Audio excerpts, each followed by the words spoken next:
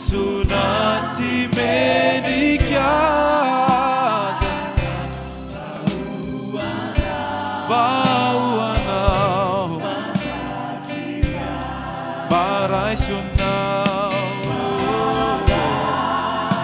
Sunaty medikaza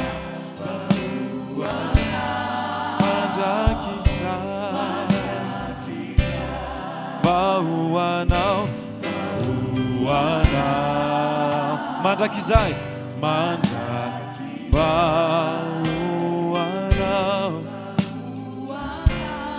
Mandrakizay Jesosy tsy misy manam-pahamendrena aminay rehetra Andriamanitra. Fa fantatray fa ny fitiavanao Andriamanitra tsy mety ritra mandrakizay. Ary no amarinao mihitsy ny teninao izay milaza fa ny fitiavana manarona fahotana maro. Jesosy ny fitobahan'ny fitiavanao anay Andriamanitra mahatonga anay manana fanantenana ny amin'ny mandrakizay. Satria mahagaga fa na dia tsy mendrika ary izay Andriamanitra dia mbola tianay foana ianao Jesosy. Nombony ianao ary maty ho anay Andriamanitra. Jesosy iza moa zahay Andriamanitra no mila tsarovana fa ny zavatra tsapany Andriamanitra dia izao hoe ny eo an-tongotra ao ny toerana feny fiarovanao anay, na ho an'ny fisainanay, na ho an'ny fijerinay, na ho an'ny toe-ponay Andriamanitra, dia eo ambany tongotra ao Andriamanitra ny toerana tsara indrindra ho anay. Nombony anao maty ho anay nitsangana tonga ery hoay Jesosy ianao no fianako. Tsy misy azo arina aminao, tsy misy soarina. Aminao tataontsika malefaka ny mozika dia veritsika izany. Nombony anao, nombony anao maty ho anay tsara tondra ery hoay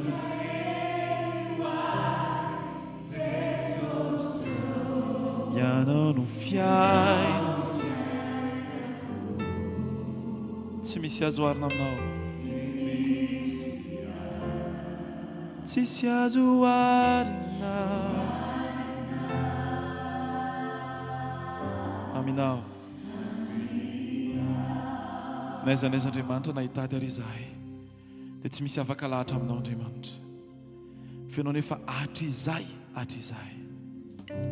nao nefa fifalianao anay Andriamanitra. Misaotra fenao no matoy izao anay Jesosy. Natao anaty fotaka mandrevo ary izay Andriamanitra dia tsy nisalasala mihitsy ianao, tsy nampidina ny tananao fotsiny ianao mba hanafananay, fa ianao mihitsy nidina mba hampiakatra anay Andriamanitra. Misaotra Jesosy ny amin'ny fanetretenanao, misaotra ny amin'ny fitiavanao, misaotra ny amin'ny famindramponao, fa tsinitsinona Andriamanitra izahay. Raha tsy ianao Andriamanitra, tsy tahaka an'izao ny fiainanay Andriamanitra, raha tsy ianao Jesosy. Alleluia. Asa rato ny vavaka ao androany dia raha ho izy lazao ny fahagagana rehetra sy ny famonjena mahafaly izay nataony teo amin'ny fiainantsika tsirairay avy. Aza vela isy fahanginana hanjaka eo amin'ny fonao, foka ny tabataba sy ny fiderana an'Andriamanitra no hoenao anatin'ny fontsika tsirairay avy. Fa izaho tsy maintsy midera, fa izaho tsy maintsy midera, voninahitra ho anao Jesosy.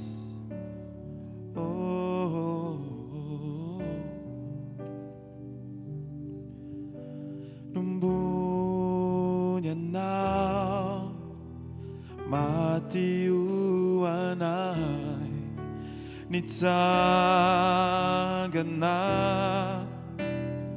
tonga ery hoay Jesosy ianao no fiainako. Tsisy azo arina, tsisy azo arina aminao, aminao. Nombony anao, nombony anao maty ho anay mitsangana tonga ery hoany Jesosy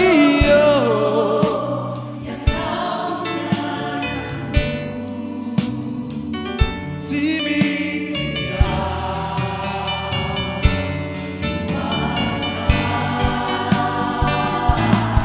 amina nombony anao nombony anao nombony anao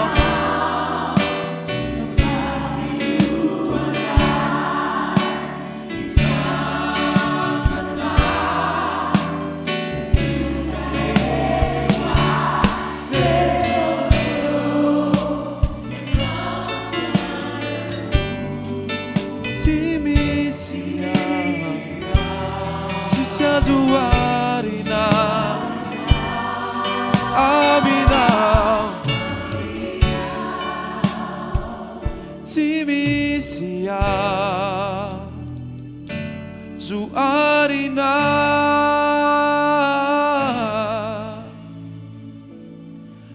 Amina Naiza tompo te tsy ahita izahay Alleluia Isanandro tompo milanao Isan'ora tompo milanao Isa minitra Isa-segondra tompo milanao Isanandro tompo Isan'ora Isa minitra Isa-segondra Fony sai que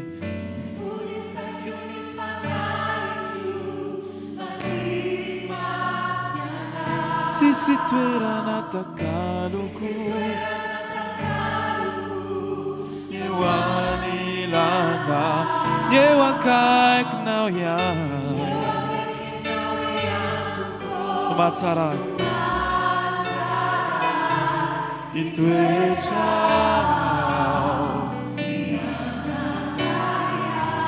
Isanandro tompo milanao Alleluia Isanandro tompo Isa minitra Isa-segondra Isanandro tompo milanao Isa minitra Alleluia Ifuni sai que unifanai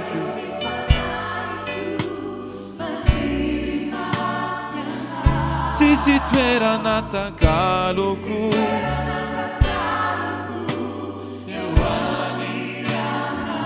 Yewakai knau ya Kun matsarai Tuetau tiananayai Ifunisa Yunifanaiku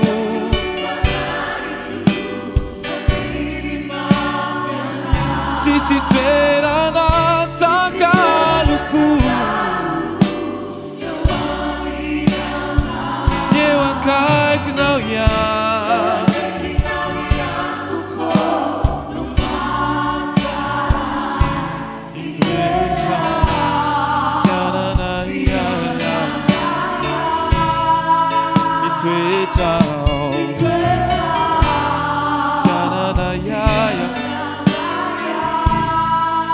Itoetra tsananayay Itoetra tsananayay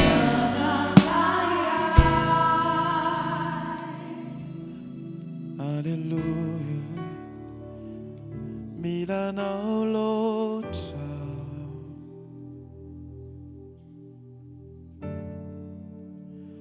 Milanao loatra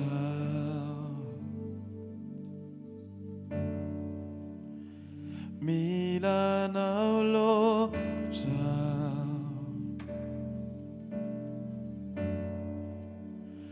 Milanao milanao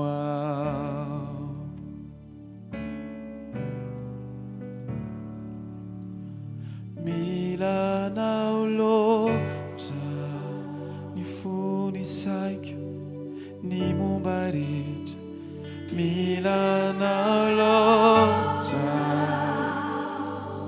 zao manontolo tompo e milanao milanao milanao milanao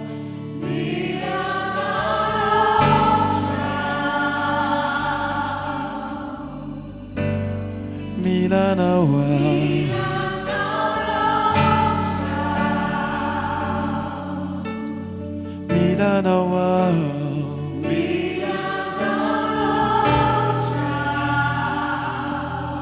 Milanao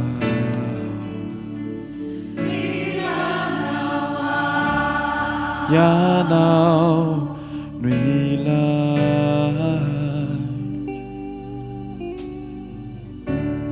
Yanao nuiri nifu Yanao nuilag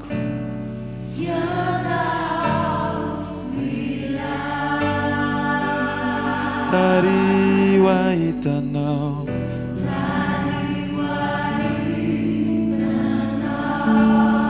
Yanao Yanao nuilag Yanao Yanao nuiri nifu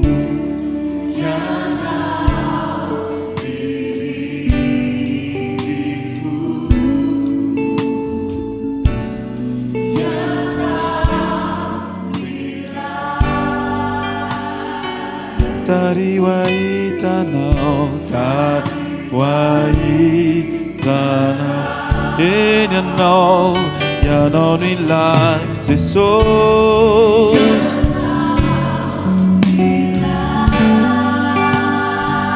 Yanao nuiri nifugo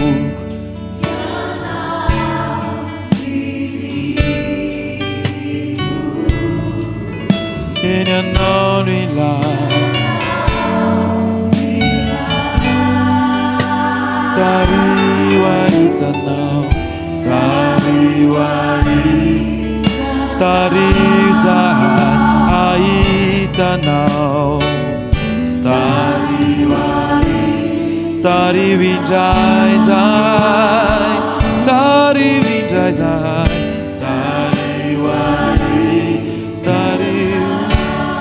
Tariu zai aitanao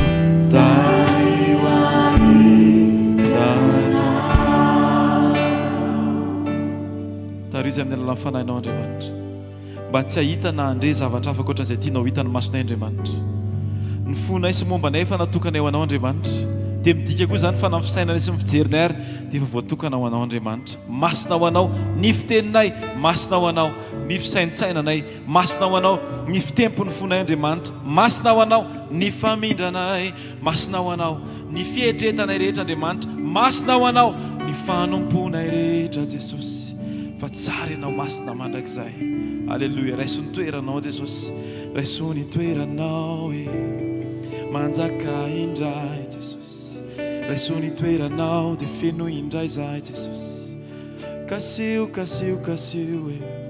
amboary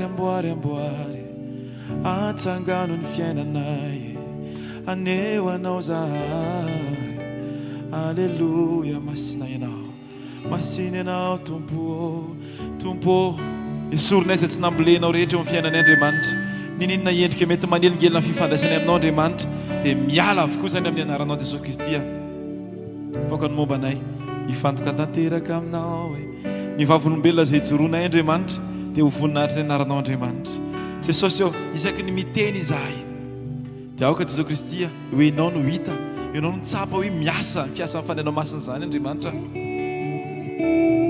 alleluia isaky ny miantso aho ny anaranao Jesosy dia matsiaro ery mampandresy isaky ny miantso aho ny anaranao Jesosy dia matsiaro ery mampandresy pandresy mahery voavonjy no ny fitiavanao pandresy mahery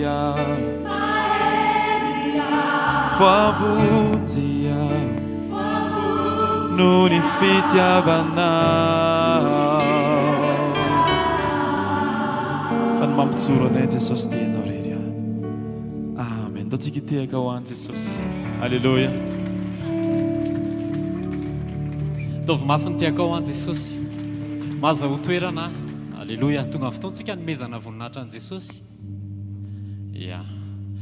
Ao anatin'izany raha misy ankizy hoe afaka ampifona na afaka maka sisiny tsy hoe maka sisiny akory hoe mivoaka fa mba mamy toerana misy zoky olona mitsangatsangana ery dia mba ety aloha mbola misy toerana malalaka koa dia misaotra tompoko.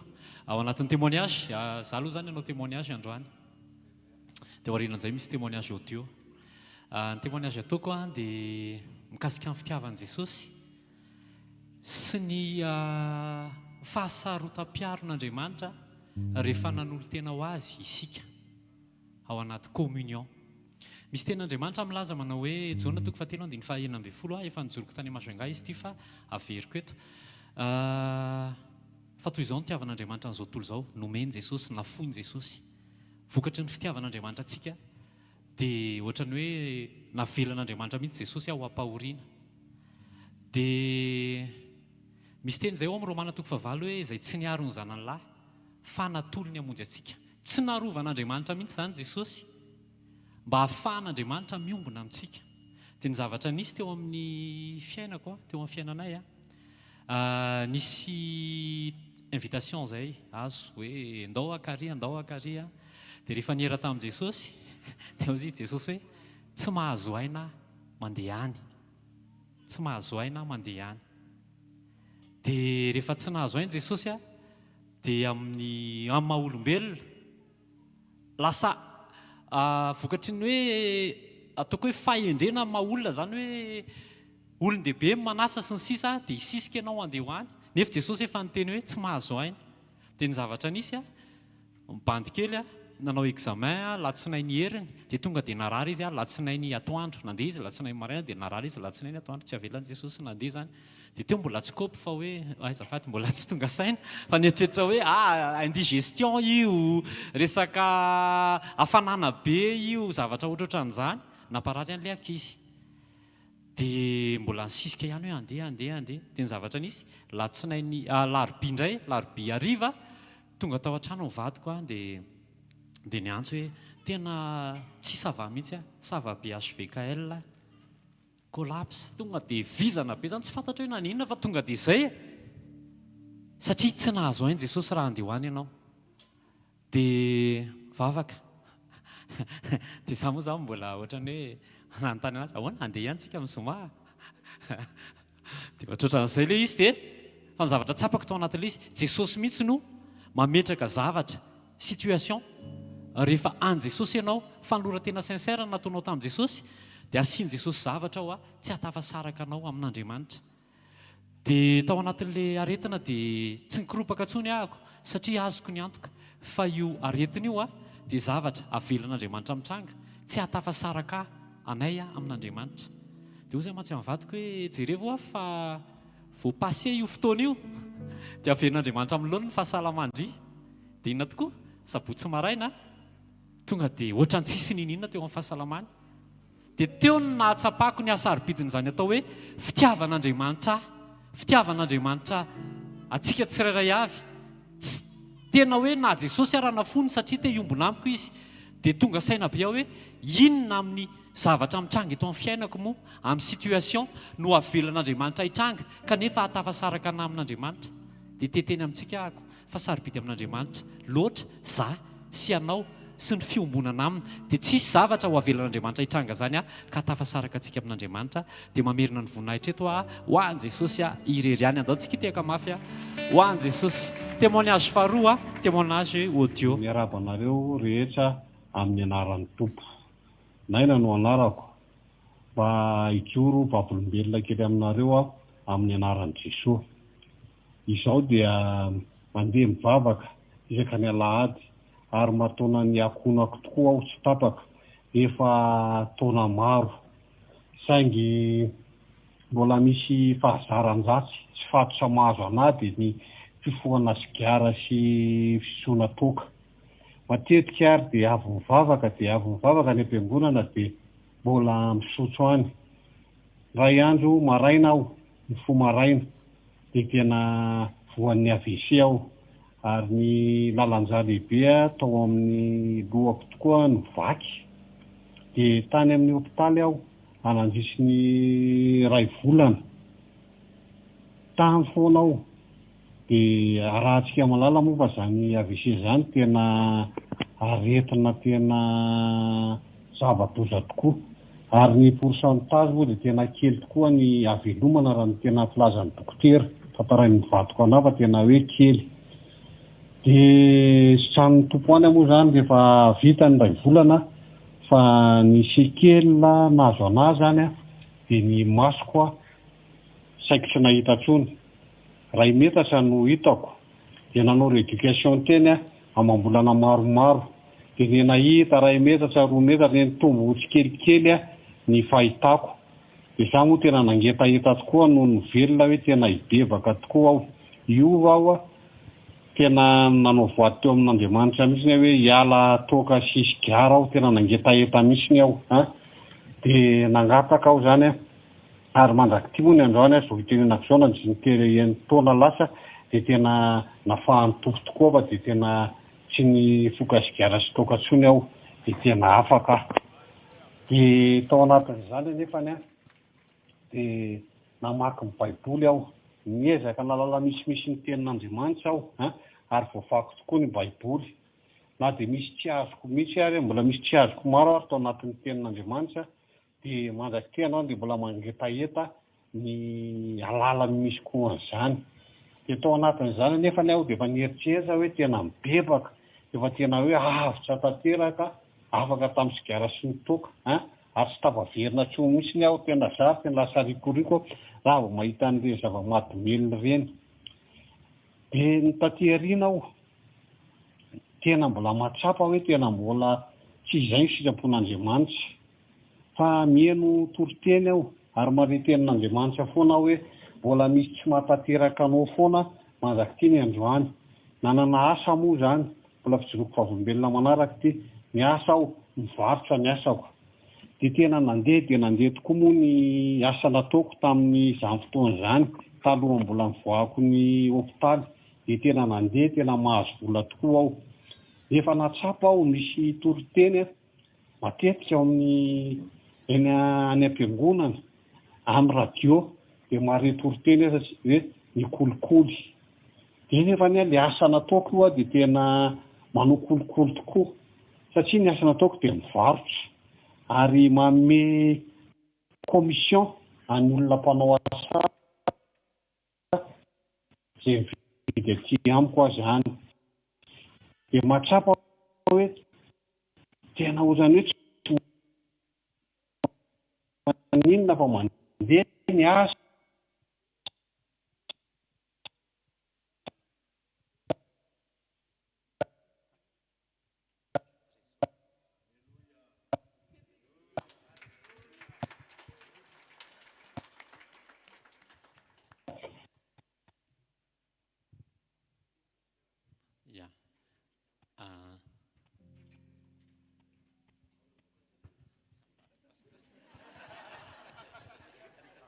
Alléluia. Mirabatsika rehetra aloha e. Amen. Efa ny meny Jesosy hery ihany mbola tafajora. Tena tokoa dia milaza hoe Zay olon'izay zany a tena hoe nandray teny izy. mikolikoly a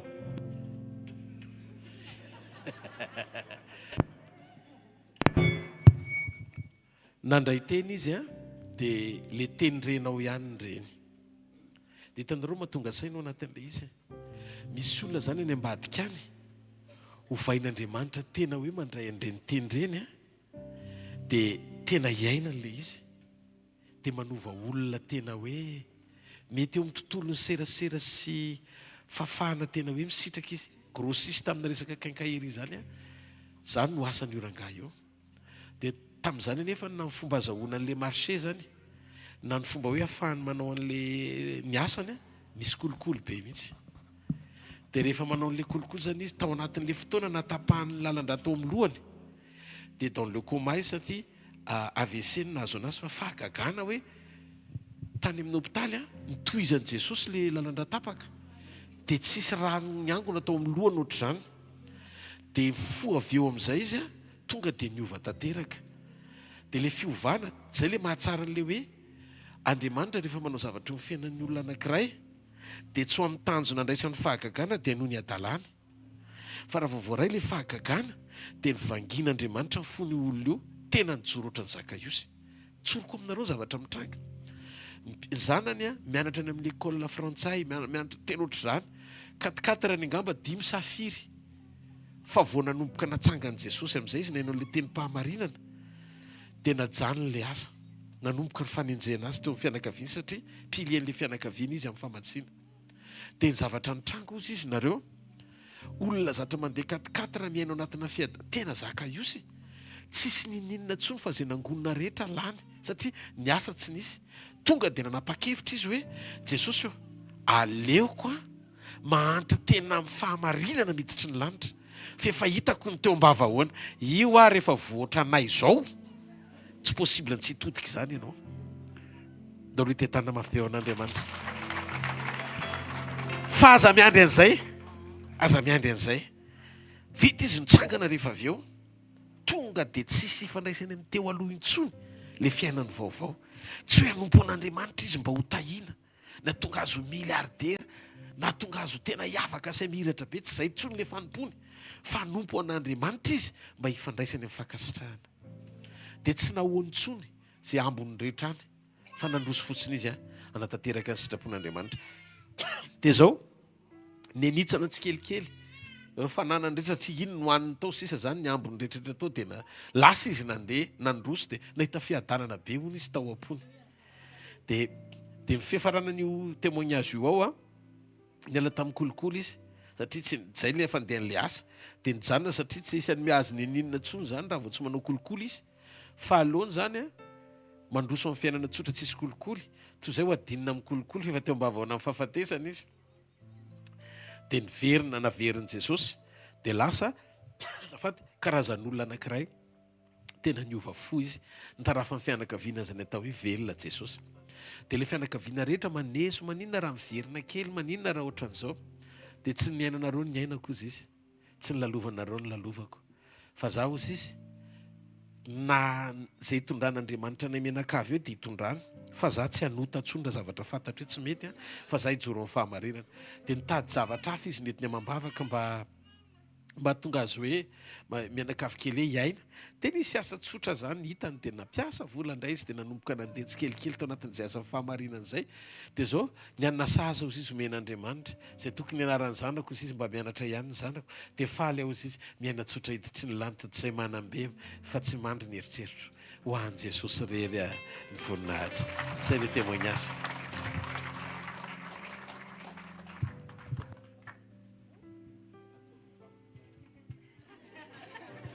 Da tsika hitsangana, da tsika hisotra an'i Jesosy fa tsapanareo ve? Oay, mbola misy anankiray aty mandroso rahalahy. Tahiny Jesosy daholo. Ty témoignage kely anankiray tsy navelan'ny fanahy masina raha tsy hijoro eto androany. Le izy hifandraisan'ny jirama izay mampikaikaika antsika rehetrarehetra, sy ilay teny hoe ny zavatra rehetra miara-miasa soa. Tena tao anatin'ny 2 semaines tena maloka foana, tena maloka tanteraka. Nisy investissement natao zay nitady projet. Dia nisy valiny daholo le projet zany, nisy anankitelo namaly daholo dia efa hoe projet raikitra. Kinanjo noho ny fahatapahany jiro dia tsy afaka namaly an'ilay olona zany, tsy afaka nanao offre. 3 projet somary ngezangeza ihany reo nefa tsy projet kely. Dia le teny hoe ny zavatra rehetra dia miara-miasa soa. Tena verina tamiko foana dia tena nanontany amin'ny farany, tena nanontany an'i Jesosy hoe Jesosy inona tianao fantatro amin'izany zavatra zany, nefa le zavatra misy tsy araka le zavatra henoko. Dia ohatrany hoe ny saiko zany mieritreritra zavatra hoe isy zavatra hitranga zany hoe isy miracle ngeza be hitotona amiko. Dia kinanjo le mpampiasa anay amin'izao ny teny hoe mba mivadika kely ny asany laozy izy pendant 2 semaines manao closing. Resaka commercial moa zany io resaka io. Le projet ny amin'ny anahy projet tsy fantatro, tsy voafehiko tanteraka mihitsy. Fa dia ozy izy hoe misy script hoe resaka pelle reny zany le izy, dia miantso vazaha dia maka rendez-vous. Dia nefa raha maka rendez-vous tsy maintsy azavaina amin'ilay vazaha hoe ohatr'izao le zavatra ho ataonay. Dia le zavatra ho azavaiko ary nazara tsy mahazo le izy hoe inona le ataonay. Dia atsono. Dia le izy le prise de rendez-vous tsisy hoe miasa adiny 20 fa rendez-vous anankiroa ny alaina pendant la journée. Dia ny commercial rehetrarehetra any aminazy zay rendez-vous anankiroa zay ao anatin'ny 100 appel ny azo, 100 appel à peu près hoe moyenne, zay vao mahazo rendez-vous anankiroa. Dia ity zavatra ity hoe miara-miasa soa. Ny jiro eto amintsika ny any aminay moa zany adiny 2 maraina ihany mandeha, adiny 2 adiny 3 eo. Dia nefa le adiny 2 adiny 3 ataoko hoe amin'ny 7 ka hatramin'ny 1 eo zany, amin'ny 7 ka hatramin'ny 12 eo tapaka. Za nefa miditra miasa ny amin'ny 9 any amin'zareo amin'ny 10 aty amintsika. Dia zany hoe amin'ny 10 zany vao manomboka miditra miasa, zany hoe adiny 2 eo ihany fotoana ananako iasana. Dia nefa ozy izy nareo anatin'ny appel anankidimy dia azoko le rendez-vous anankiroa. Dia nazara indraindray misy fotoana avy miantso, tena avy miantso an'ilay olona eo, dia manontany tena hoe fa inona no niteneniko teo nazahoako an'ilay rendez-vous. Ohatrany hoe tsy tonga saina zany hoe ohatrany hoe tsy tandresy lahatra fa ohatrany hoe tia vakio le boky dia mamaky an'ilay boky de A à Z fotsiny dia le olona menona le boky vakiako raha tsy azoko fa le haiko fotsiny mamaky teny dia vakiako io. Dia nanaiky le olona hoe d'accord. Dia tena mivoaka avy eo dia tena hoe voninahitra ho an'i Jesosy dia fanahy masina nanao an'izay fa tsy za. Tena tsy za. Voninahitra ho an'i Jesosy rerena. Témoignage farany. Farany tompoko. Dia ame voninahitra an'i Jesosy ny amin'ny zanako lahy anankiray iny heritaona izy izao fa tao anatin'izay fotoana izay izy nandalo zavatra mafimafy kely satria nanomboka tamin'ny fahefa-bolany teo izy dia nivoaka otita foana ny sofiny.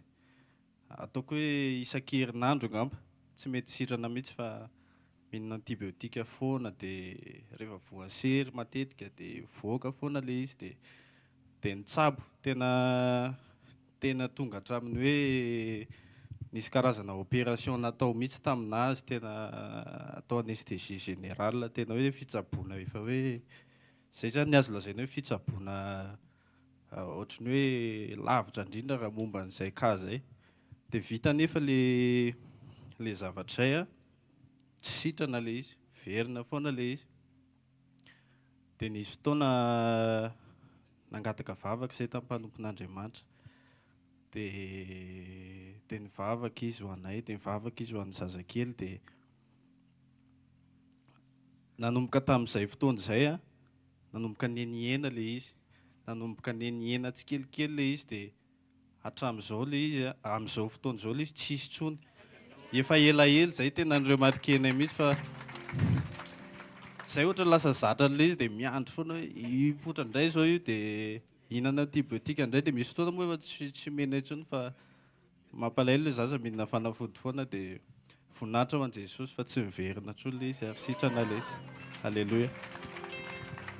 Dao tsika hitsangana re ndao amin'izay tsika hivavaka tonga dia sakafo ny fonao aza atao teny tsara lahatra fa le fisaorana le avy any anatin'ny fonao mihitsy a tonga dia omeo an'i Jesosy. Jesosy a misaotra anao zahay, misaotra ny amin'ny fanasitranana Jesosy, ny amin'izany hoe otita isan-kerinandro dia tsy maintsy mihinana antibiotika efa noopérena Jesosy a, fa rehefa nentina teo aminao, rehefa napetraka teo aminao dia nataonao maina Jesosy ny sofina.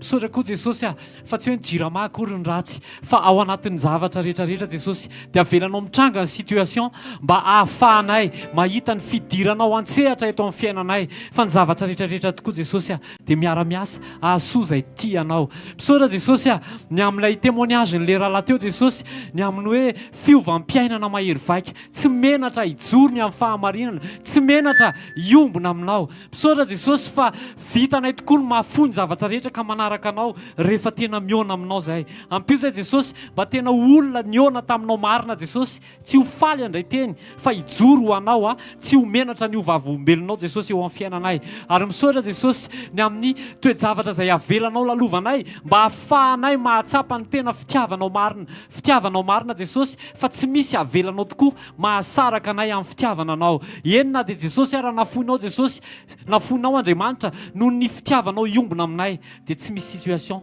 avelanao atafajoro ka atafasaraka anay aminao zany. Tehirizo izay Jesosy dia averinao any aminao ny dera sy ny laza ary ny voninahitra mandrakizay. Amen amin'ny anaran'i Jesosy. Amen. Amin'ny hafa mafy ho an'i Jesosy. Alléluia. Ndao tsika tehaka mafy ho an'i Jesosy dia mbola no hivavaka tsika. Ray masina amin'ny anaran'i Jesosy misaotra anao betsaka izay satria mbola afaka mijoro eto. Misaotra anao amin'ny voninahitra ampitondrainao hitondra ny teninao. Misaotra Jesosy fa hanambara aminay ianao sitraponao satria ao anatin'izany teny izany ianao Andriamanitra. Amin'ny anaran'i Jesosy Kristy avy Nazareta. Amen. Afaka mahazo toerana tompoko. Donc raisitsika ny salamo salamo 121 sy 2 amin'ny anaran'i Jesosy. Jehovah ny tarainako tamin'ny fahoriako dia namaly ahy izy. Jehovah vonjeo ny fanahako amin'ny molotra mandainga, eny amin'ny lela mamitaka. Amen. Davida dia niantoraka tamin'i Jehovah foana izy ary matoky ny Andriamanitra ivavahany izy. Itsika koa matoto ngeto dia matoky fa Andriamanitsika dia Jesosy zanak'Andriamanitra ray izy ary fanamasina dia mitoetra ato anatintsika koa satria efa nomena antsika izany. Matoky tsika fa mamonjy ny fanahintsika izy ary indrindrindrindra manafaka ny lelantsika. Izay lela mandainga sy lela miteny amin'izay tiany tenenina, afaka mampirehitra zavatra tsy takatry ny saina. Ary ny lela koa nefa dia nalain'ny fanamasina endrika tahaky ny lelafo ahatonga antsika ho hita maso fa mirehitra ho an'Andriamanitra koa. Mila manana antoka tsika fa misy miaino rehefa mivavaka, ary mila matoky tsika fa valiana izay vavaka ataontsika na amin'ny fotoanany na tsy amin'ny fotoanany. Andriamanitra mandeha antsika izy dia mamaly antsika izy.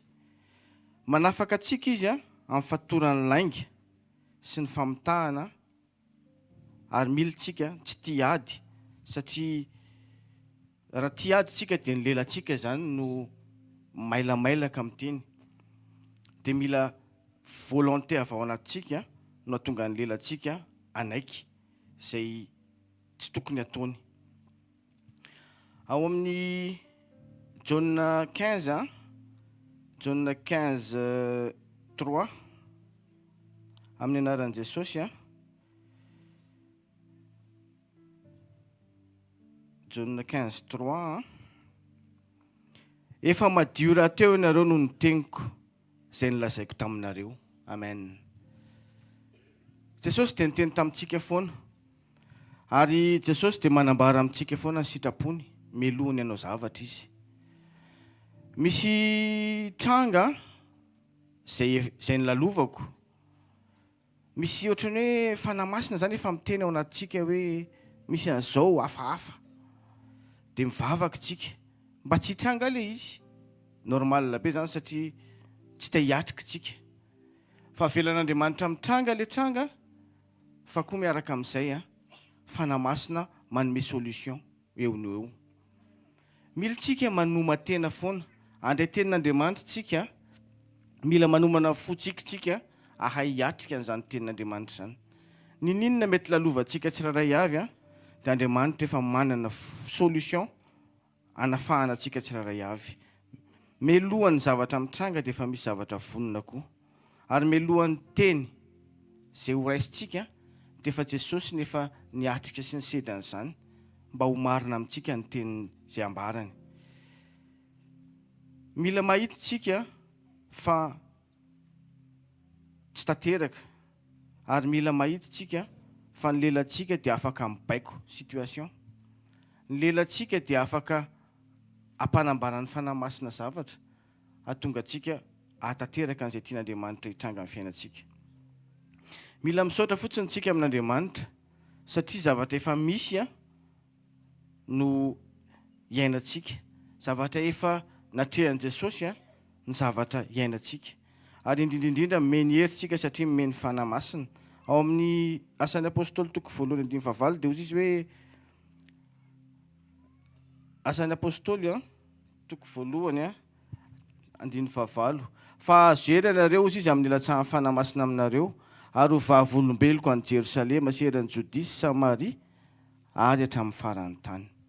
Tsika rehetra ireo dia samy manana fanahy masina daholo ary tsy hoe itsika samitsika ihany ny fampideran'ilay fanahy masina ato fa any amin'ilay toerana tsy eritreretintsika mihitsy no asain'Andriamanitra aseho ilay fanahy masina. Any amin'ilay toerana tena hoe tsy apozintsika mihitsy no ampiasan'Andriamanitra atsika.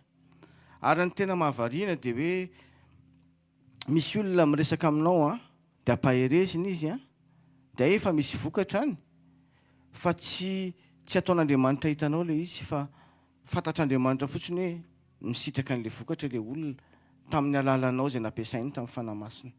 Dao tsika nomana fotsika, dao tsika nomana tsara ny ao anatintsika, andray tenitsika misy fanambarana izay mbola tsy rentsika ho rentsika androany. Dao tsika nomana ny fotsika sy ny saintsika koa mba tsy andeha meloa ny saina alohan'ilay fanahy masina. Fa dao tsika ampandefitra ny saintsika, andraisantsika ny teny satria tsika efa purifien'Andriamanitra tamin'ny fandraisantsika ny teny hatramin'izay ka hatramin'izao. Dao tsika hitsanga ny vavaka. Ray masina tsara indrindra amin'ny anaran'i Jesosy apetraka eo ampelantananao ny sainay. Jesosy eo miantso anao zay dia mamaly anay ianao. Fantatra fa ianao no navonjy anay ary misy tanana avy any an-danitra natolotra ao anay ary ny teny izay amenao anay dia miditra ao antsofinay ka tonga ao anatin'ny fanahinay zany. Misaotra Jesosy fa nomenao lela izay tsy azo nizaniza toerana izay ary nomenao saina izay izay tsy azo ny fahavalonay ampiasaina. Fa ianao Jesosy no ato anatinay. Misaotra fanambaranay indray ianao teny vaovao izay mbola tsy ren'ny sofina, mbola tsy natao taom-pony izaniza amin'ny androany indray. Mankasitraka rehetra indrindra amin'ny anaran'i Jesosy amen. Ndao tsika hitehaka mafy tsara ho an'Andriamanitra tompoko.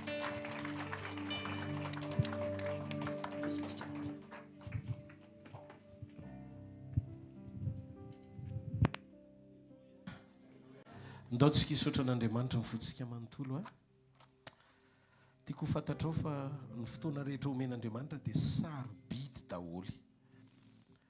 Ny fifoazanao maraina, ny fahatongavanao eto, ny fijoroanao androany mbola afaka mandray tenin'Andriamanitra. Za tsy miteny hoe mora ny zavatra trehinao, samy manana ny zavatra trehiny daholo ny olombelona tsirairay avy. Fa matoanao mbola velonaina tonga eto, mbola manana antony ilana sy ampiasana ny fisinao eto ambonin'ny tany Andriamanitra. Dao tsika hisaotra azy ny amin'ny tombony omeny atsika. Tiaka sitraka sainy mivoninahitra anao izay Andriamanitra. Ny amin'ny tombonandro sy ny tombontsoapasoavana omenao anay mbola ahafahana indray tonga eto amin'ny fanatrehanao. Mbola afaka miaina, manetsika ny tananay sy ny tongotray. Mbola ahafahana miantso ny anaranao. Ninona zavatra hitan'ny masonay, ninona zavatra tsy hitan'ny masonay, ninona zavatra irinay mbola tsy mitranga, ninona zavatra nirinay fa efa tanteraka. Dia tsy afaka ampiovy zany ny fahatsaranao fa ny zava-dehibe aminay Andriamanitra dia ho pelantananao ny fiainanay. Zavatra tokana nirinao aminay dia ny tonga anay tena iombona tsara aminao. Ho anao rerany ny fankasitrahana mandrakizay amin'ny anaran'i Jesosy.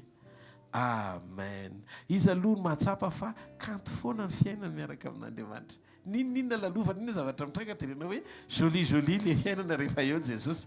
Zany sa tsy zany aloha e? Tsika ohatr'izao dia no fahasoavana sa tsy zany? Ndao tsika teny amin'ny tompo akira kely hoe kanto loatra ny fiainako Jesosy, nonovanao anahako. Amen. Alléluia.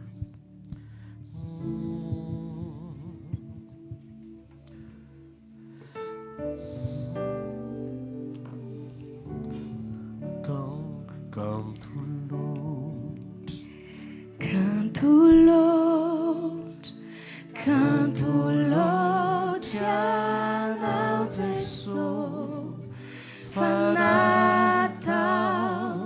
nao canto lote ny fiainako, voakary tsara voatra mampiaiky saina fo, fanatao nao canto loatra ny fiainako. Eo ihany tsika tena ataontsika fotsika manontolo amin'ny fakasantsika an'Andriamanitra. Canto loatra, tena canto loatra, anao Jesosy, fanatao nao canto loatra ny fiainako, voakalinao tsara voatra mampiaiky saina fo, fanatao nao canto ny fiainako, canto loatra anao Jesosy, tena canto Tena mahakasitrahan'Andriamanitra ny fiainanao, tena kasitrao izy ny fiainanao. Akafizy ny fisinao, mbola velonaina androany miaraka aminy. canto loatra ny fiainako, misaotra Jesosy, voakalinao tsara voatra kisaina fo, fanatao nao canto loatra ny fiainako, fanatao nao canto loatra ny fiainako, fanatao nao canto loatra ny fiainako.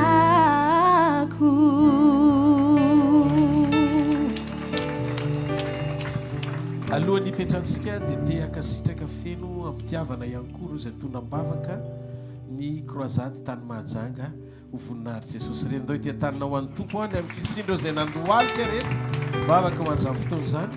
Faharoa misaotra antsika ihany koa mitondra mibavaka fa minoko fa valim-bavaka avy aminareo koa mbola mampijoro ohatr'izao androany. Be dia be ny mahatsiaro hoe mba omeo hery paster Andriamanitra. Marina fa nandalo somary fatiga kely teo fa mijoro aloha androany ho voninahitra Andriamanitra. Ndao tsika ity tanina mafy eo an'ny tompo ny amin'izany. Alleluia. Mahaza ho toerana tokony tenena tompo miaino anao zay. Eto am-piandohana dia hitondra antsika ao anatin'ny fotoana fohy miaina ny fandreseny sy ny fampiononany ao anaty communion. Miaina ny fandresen'i Jesosy sy ny fampiononany ao anaty communion. Misy teny izay eo amin'ny bokin'ny Korintianina faharoa toko faharoa 2:4 ka hatramin'ny 2:5. Korintianina faharoa toko faharoa 2:4 ka hatramin'ny 2:5 angatahako mba ho vakiana kely amin'ny anaran'i Jesosy.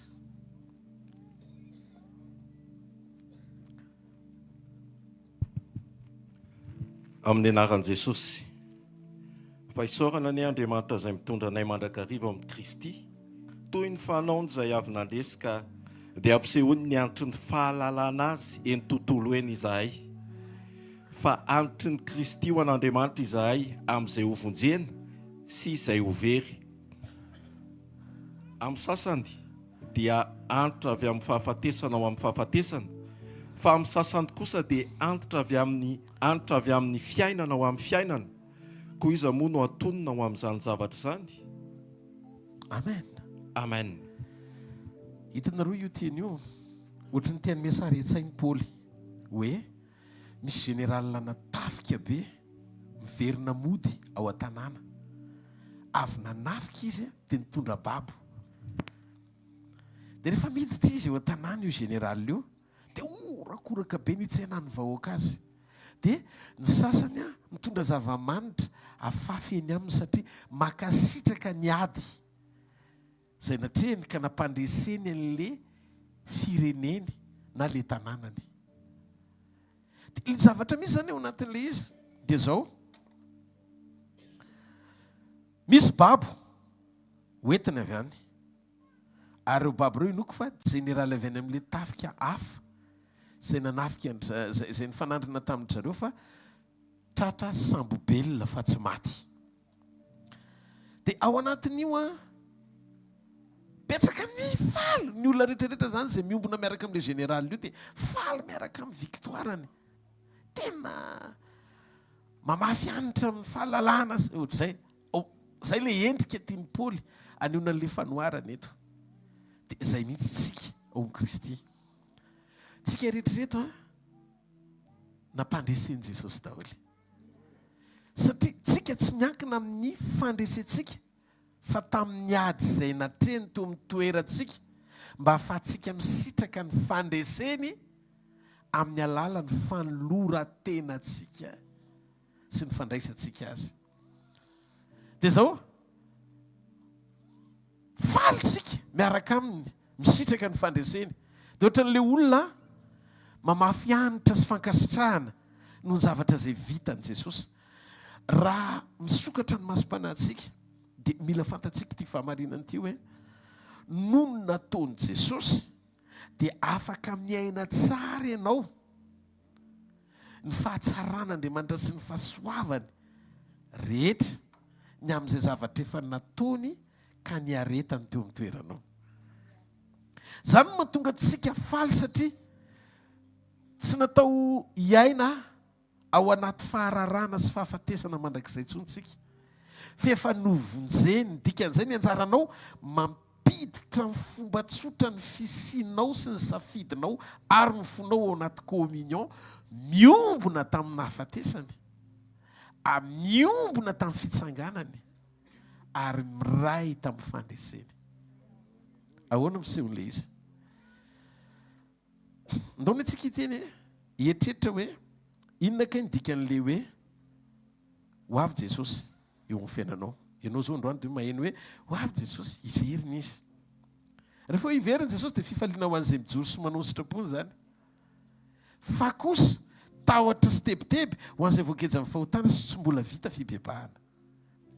Raha ianao le olona mbola tsy vita fibebahana, raha ianao le olona mbola tena hoe tsy manao ny sitrapon'Andriamanitra tsara, dia mbola anisan'ny mivavaka ianao hoe aza mbola tonga aloha Jesosy.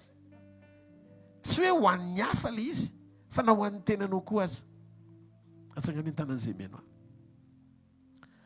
Fa ny zavatra tian'Andriamanitra atao zany rehefa ianao no ao anatin'le le fahafahana, ao anatin'le cortège le izy, ohatrany hoe cortège. Avy nandresy le général, dia ianao mampiditra ny fisianao ao anatin'le cortège mpandreseny, amin'ny teny frantsay cortège triomphal. Dia tafiditra ao anatin'le olona mifaly ianao miara-miombona amin'ny fandreseny. Tsy ianao ny ady fa izy, fa ny tanànanao no nafahany, dikan'izay ianao no nafahany.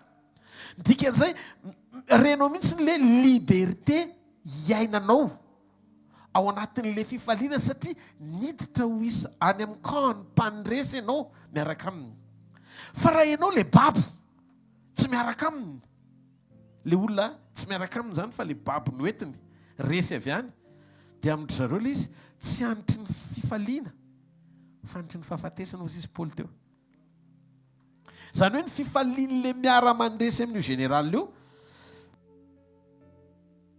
fahoriana ho an'le babo mahita ny fifaliana ho an'le nandresy satria zareoreo ny resy ny zavatra angatahany Jesosy anefa ny de zao tsy hoe ianao hiady be eo amin'ny toeranao ananao fahatsapana an'le fandresena miaraka aminy fa ianao manaiky ampiditra ny fisinao ho ao amin'ny programa mpiombonana aminy isitranao ny fandreseny. Sika no misafidy hoe quand natoby aizany misy atsika fa zao ny zavatra mitranga sy vonina mandeha, sy vonina mandeha tena latsaka ny ranomasoko. Le olona moa tsy eto Antananarivo fa ny province nahita mifijoron'le ranganjoro vavolombelona teo fa zay fanapakevitra zay tsy vitan'ny olona mbola velona eo amin'ny nofony. Tsy mora fa maninona misy olona afaka mijoro ohatr' zany fa maninona mbola mangatakandro tsy hijoro amin'izany fahamarinana zany. Hitanareo arakaraky ny andro sotsika sy ampahafantarin'Andriamanitra antsika lanjany fahamarinany sy ny fitiavany ny amin'izay zavatra efa vitany sy ny nataony dia te hanaisotra vesatra ao anatinao Andriamanitra mba ho libra tsara miaina ny fahamarinany sy ny fitiavany eo am-panompoana azy. Tadio ry havana fa zao tontolo zao mandalo sy miserana fa zay manao ny sitrapon'Andriamanitra ny maritra mandrakizay.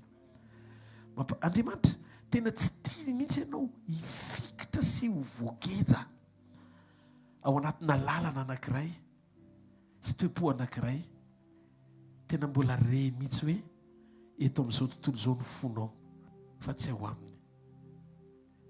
Betsaka anie mpampiasa an'Andriamanitra fa vitsy ny manaiky ho ampiasain'Andriamanitra. Rehefa Andriamanitra mampiasa manovanao izy aloha dia lasa taratra hitarafana ny fahatsarana ny fisinao. Zay ny atao fiovam-po. Amen. Fa rehefa mampiasa an'Andriamanitra ianao dia mahafantatra tenin'Andriamanitra hoe zao ny zavatra vitan'Andriamanitra dia miezaka ianao mampiasa fonona manakatra ny fahamarinan'le teny mety mandresy lahatra ny fonao dia te hionona ianao ny fahaiza-manao an'Andriamanitra fa tsy tena miombona amin'Andriamanitra ianao. Ny fiombonana amin'Andriamanitra tsy voatery ny olona ampiasain'Andriamanitra rehetra dia tsara fihavanana amin'Andriamanitra. Zany no antony andehanantsika hiazakazantsika ao amin'ny sekoly finoana ampiorina anao ho karazan'olona mety amin'Andriamanitra voahomana ho ampakarina. Sika no misafidy ao amin'ny Korintiana 2:4-5 dia miteny ny tenin'Andriamanitra ao fa isaorana ny Andriamanitra zay mitondra anay mandrakariva ao amin'ny Kristy toy ny fanaon'izay avy nandresy ka da ampiseho ny anitry ny fahalalana azy ny tontolo en'izay. Mitondra antsika toy ny fanaon'izay avy nandresy izy. Paoly dia efa nilaza ny fankasitrahana vokatry ny fo ao aminy maneho ny fiainany sy fisitrahany na miatrikady azy izy ny fahafahany miaina ny fandresen'i Kristy ao aminy.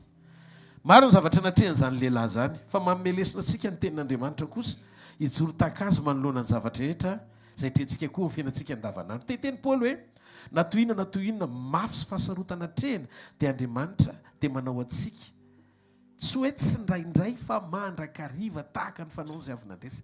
Zany mandrakariva zany maraina tandro hariva alina. Zany hoe ianao zany dia mila manam-pahatsapana ao am-ponao tsy voasaka ny fahasarotana trehanao fa efa nampandresy antsika izy. Ny hoe fanaon'izay avy nandresy tahaka ny fanaon'izay avy nandresy ianao mety mieritreritra hoe miatrikady dia ohatry ny resy manova attitude Andriamanitra ao anaty ady.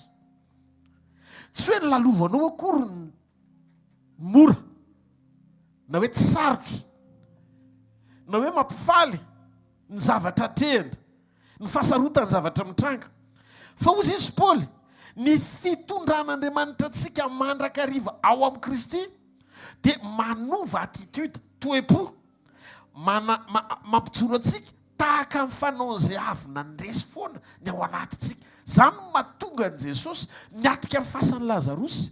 Tsy mora ny fatin'ny Lazarosy avoaka fa nitoky izy, fa ny rainy dia fa niaino azy melohan'ny fotoana isehoany le problema hijoroany eo anoloany. Tahaka amin'ny fanaon'izay avy nandresy. Dikan'izay ianao efa avy nandresy na miatika ady azy. Ny fonao mahatakatra, ny sainao mahatakatra, fa izay nataon'i Jesosy ho anao dia ambony lavitra noho ny fahasarotana rehetra hatrenao eo amin'ny fiainana. Manova toe-po tahaka ny fanaon'izay avy nandresy miatika ady. Inona ny tiany Baiboly ho tenenina? Inona ny tiany tenin'Andriamanitra ho tenenina? Inona kay ny attitude ny olona avy nandresy tahaka ny fanaon'izay avy nandresy? Feno fisaorana ny vavany, feno fankasitrahany ny molony, feno fifaliana sy fiderahana izy. Zany ny fanaon'izay avy nandresy. Mahatonga antsika zany hisaotra, ankasitraka azy foana, hifaly foana dia satria eo amintsika izy ary manaiky ho tariantsika efa nandresy tao aminy, fa tsy hoe ao anaty ady vao mitady fandresena. Hitanareo le attitude, ny attitude, ny toe-ponao miatrika ady, tsy hoe mitady fandresena ao anaty ady, fa miaina amin'ny fanaon'izay avy nandresy miatrika ady. Dia tao tsika hijery an' Jesosy. Vao tonga Jesosy teo amin'ny fasan'ny Lazarosy, tsy nitarainy izy hoe malahelo an'i Lazarosy ka noho izany raha tsy mitsangana eto Lazarosy dia afa baraka ny anaranao. Fa nanandratanana izy, raiko misaotra fefa niaino ahy ianao. Ny fandresenao efa any amin'ny passé, any amin'ny lasa, fa tsy hoe vao ho tadiavina androany amaritra ny hitranga rapitso. Non. Ny fatakaranao ny fandresenao any amin'ny lasa dia ampijoro anao androany. Fefa vita ny zavatra rehetra ary efa niaino anao Andriamanitra. Noho izany natao andresy an'io ady io ianao. Ny marina iaino amin'ny toe-po ny fanaon'izay avy nandresy. Ny tranga rehetra iaino amin'ny toe-po ny fanaon'izay avy nandresy, fa izy efa nitondra anao tamin'ny fanaon'izay avy nandresy mandrakariva. Fa maninona ary Paoly no manandratra fisaorana sy fiofakasitrahana ho an'Andriamanitra foana.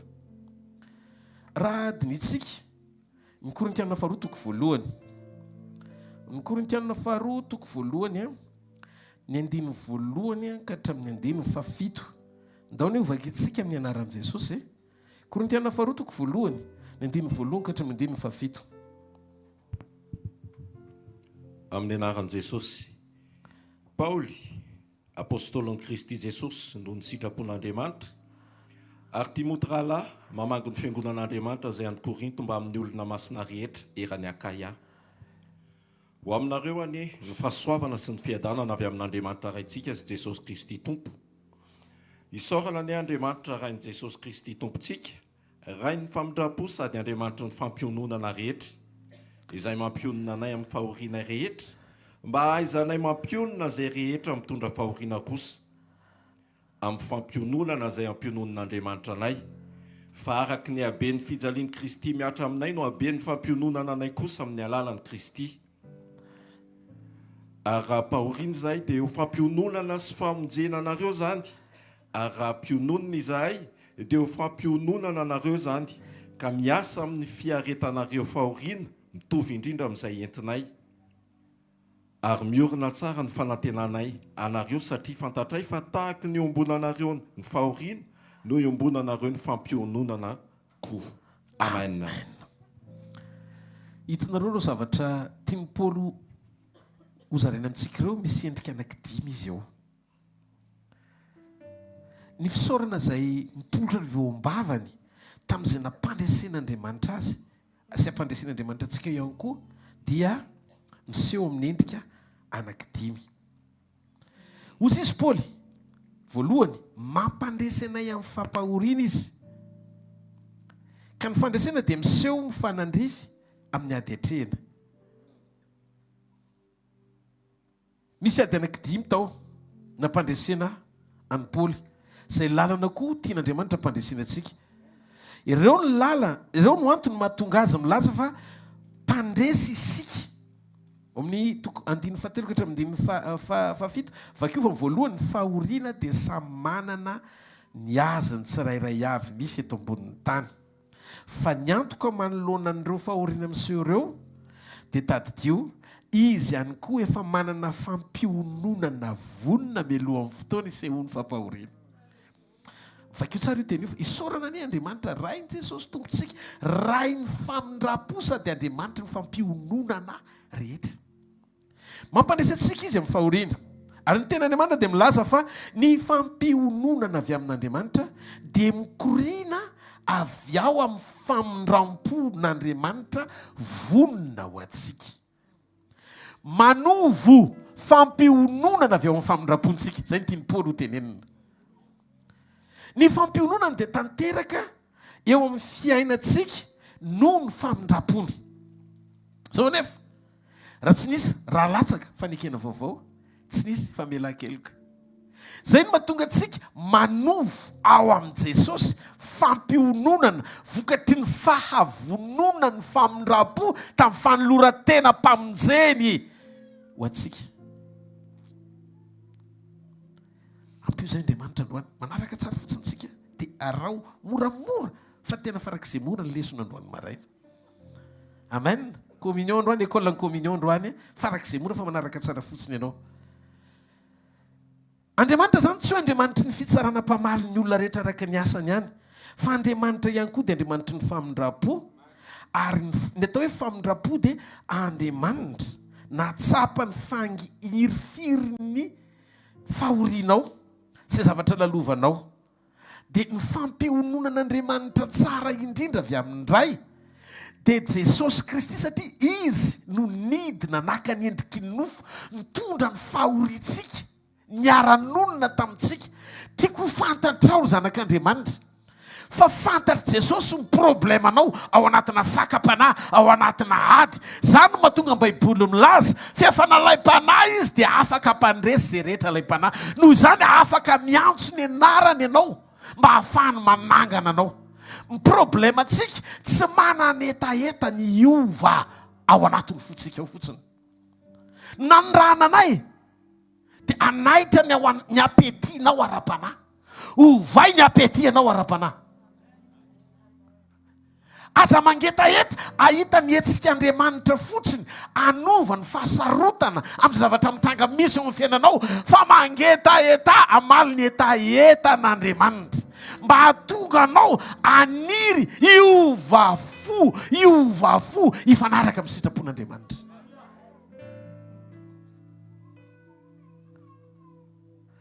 Ao anatina communion dia mila fantatsika efa nataon'Andriamanitra vonona tamin'ny fanoloran-tenan'i Jesosy avokoa ny fahafahan'Andriamanitra mamerina eo amin'ny olona mety maty sy mpanota. Ny fiainan'Andriamanitra mandrakizay ahafahan'Andriamanitra manangana anao sy mitantana anao sy mampijoro anao mandra-pahatonga anao eo amin'ny toeran'ny fahatanterahana tahaka azy. Zay Jesosy, ao koa tanteraka ianareo tahaka ny fahatanterahany rainareo izay any an-danitra.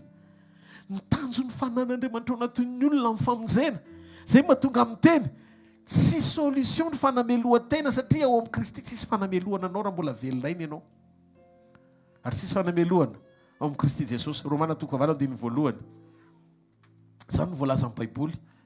Tsisy fanamelohana ao aminy. Noho izany aza mihevitena hoe mpanota tsy afaka handray famindram-po amin'Andriamanitra. Ny antony nahatongavan'i Jesosy sy nahafahanao ananamoran'Andriamanitra ny fahafahanao mandray azy dia ny hanovan'Andriamanitra anao toerana mba hahatonga anao tsy olotsotra andevozo ny ota intsony tsy misy an'Andriamanitra, fa ny hahatonga anao handray azy dia omeny hery mba ho tonga zanak'Andriamanitra. ary amin'ny alalan'ny finono ny anarany sy ny asa famonjena izay vitany dia ao anatinao Kristy. Zay no mahatonga n'Andriamanitra nanomeanao ny fanahiny. Ny zavatra nataony fanahy masina voalohany ao anatin'ny olona rehefa nateraka indray izy dia manova ny olona io anana ny endrika Andriamanitra amin'ny fahatanterana sy fahafenoana. Zay no mahatonga antsika tsy hoe raha vao anatona an' Jesosy dia andrandra double portion. Averiko foana tsy anjarandroa amin'ny etsik'Andriamanitra no andrasantsika azy fa amin'ny fahafenoan'ny fanahy ao anatsika. Saint-Esprit en plénitude. Noho izany rehefa feno ao anatinao ny fanahy masina dia manomboka hitantaratra ny fisian'i Kristy ao amin'ny fiainanao. Inona ny alalàna? Fampianatra Jesosy ianao ary manahaka azy. Be fitiavana, tia famindrapo koa, mahay mamela heloka, tsy mpanamaritena tsony, olona nandrain'i Kristy sady namariny novay nitovy endrika aminy, feno fanetretena. Amin'izay fotoan'izay foana tsy eo masonao ny fitsarana ivelany satria fafan'Andriamanitra tsy eo amin'ny fiainanao reo endriky ny fahitana maha-olombelona fa nomboka omen'Andriamanitra anao ny viziony. Zay mahatonga antsika miteny hoe fenoy aho Tompo, fenoy anao Tompo, omeo ny herinao, okotsa ny fitiavanao. Ditanao mahatonga ny Jesosy manindry tena naneho ny fitiavany mba izanao mity. Dia misy John, zaho misy John tsy mahay mity fa izy ny tia taloha. Dia amin'ny alalan'ny fitiavany no ahafahako mity ny rahalahy. Ny fitiavana ane tsy le fihetseponao tsony, fa raha mbola fihetseponao mitondra ny fitiavanao dia olona ara-nofo ianao. Fa ny fitiavana soany mitondra azy satria tsy anananao le izy fa safidinao ny ampiditra azy ao anatinao. Amin'izay fotoan'izay tsy le satria ilainao no mamaly ny vokatry ny fitiavana fa le nadi andeferanao azy satria tsy tanteraka izy. Zay no mahatonga anao manana fo mity manangana na zay olona manafotoana anao azy. Safidy ny fitiavana fa tsy fihetsepo.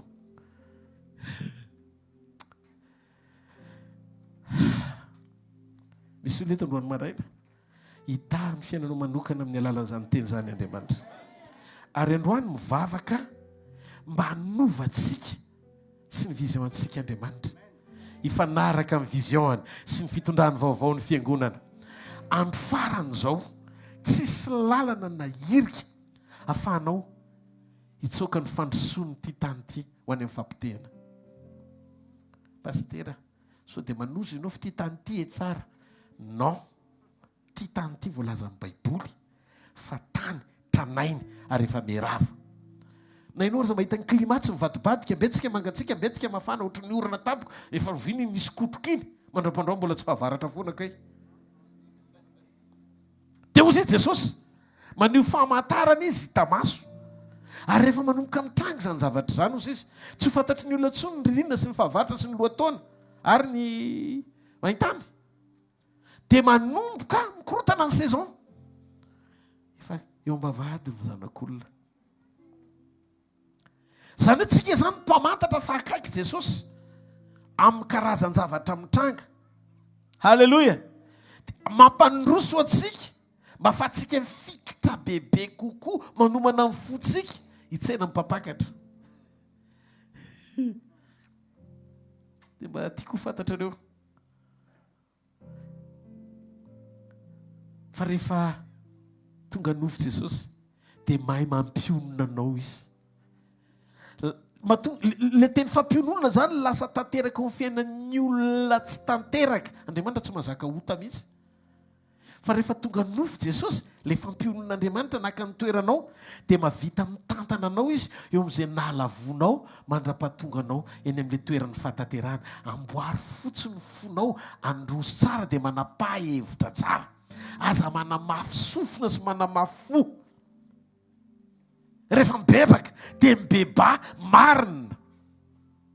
Asio misy voa fibebana ao anatinao hoe nandray mesura ianao fa tena iova, ary rehefa miova dia miova tanteraka. Zareo le ny hafa mavita an'izany. Faly reta dia ny teny, ny anabavy ny teny, niakatra taty mihitsy le anabavy ny teny.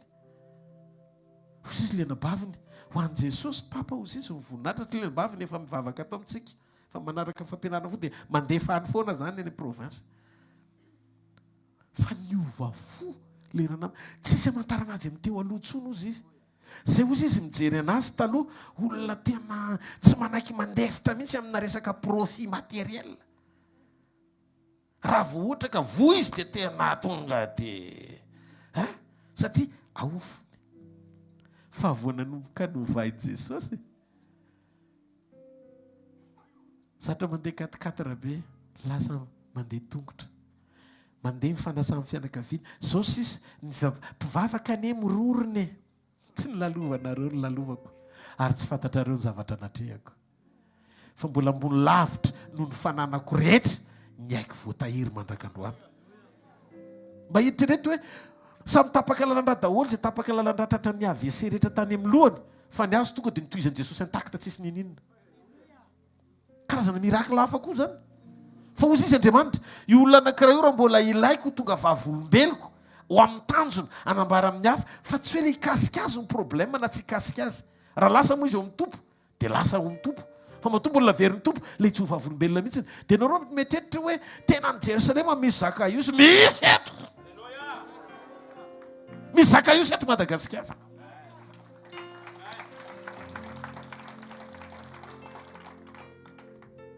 ny fiainany manapatsapana izy ny lanjany ty tany ty tsy ho mandrak'izay ny eto tsy eto ny empire atsika dia eto ny akarary fo atsika dia eto tsika ny fankahala amina zavatra mora loha eto hovainy fo fa ny fampiononana ho atsika Kristy fanatenantsika Kristy fandresentsika Kristy fananganana atsika Kristy fahamarinatsika izy ny fiainantsika izy no antony ny havelomatsika ary rehefa tanteraka ao anatinao zay communion zay dia manomboka omen'Andriamanitra anao fitsarana manampy anao izy le vehivavy kananita le vehivavy taonaina azafady ao amin'io ka toko fa 7:1 ka hatramin'ny 7:10 i vehivavy taonaina io mpitondra tena na handray fampiononana avy amin'i Jesosy vakinany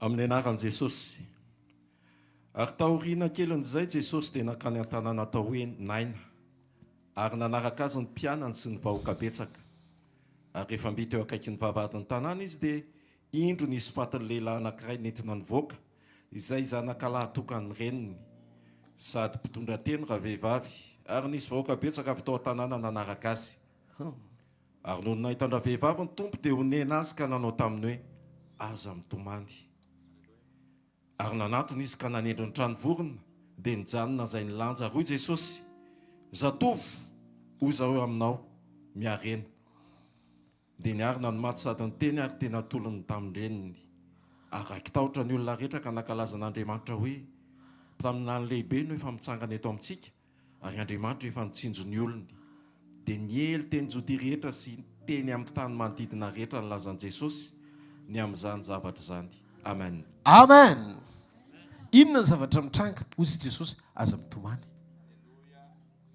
tonga ny fotoam-pampiononana anao ka ninina zany fampahorina lalovanao Jesosy dia efa napandresy anao ary izy afaka mafany ny ranomasonao ny fampiononana tsy hoe mandehana fo tsara levenana maty Jesosy matoa mampionona manana fananganana vonina izy sika tsara avy eto dia samy manana ny fahorintsika avy misy eto olona niloza ny vadiny misy olona ko eto mety niloza ny zanany mety niloza ny ray tapoko ianao misy koa nefa ny olona very asa lozan'ny asa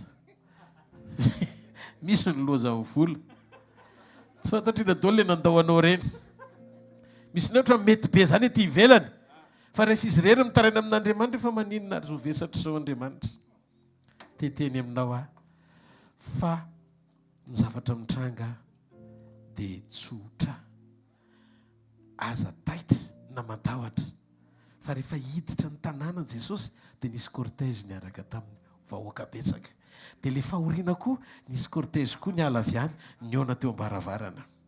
Tadidio fa rehefa mifandona ny cortège ny fampahoriana sy ny cortège triomphal avy amin'ny fandresen'i Jesosy, ny mazava tsy maintsy mandresy ny aizina foana, tsy mahareteka ao an'Andriamanitra, tsy maintsy mandresy ny aizina. Zany zavatra zany tsy hoe ampaherezana anao fa fahamarinana.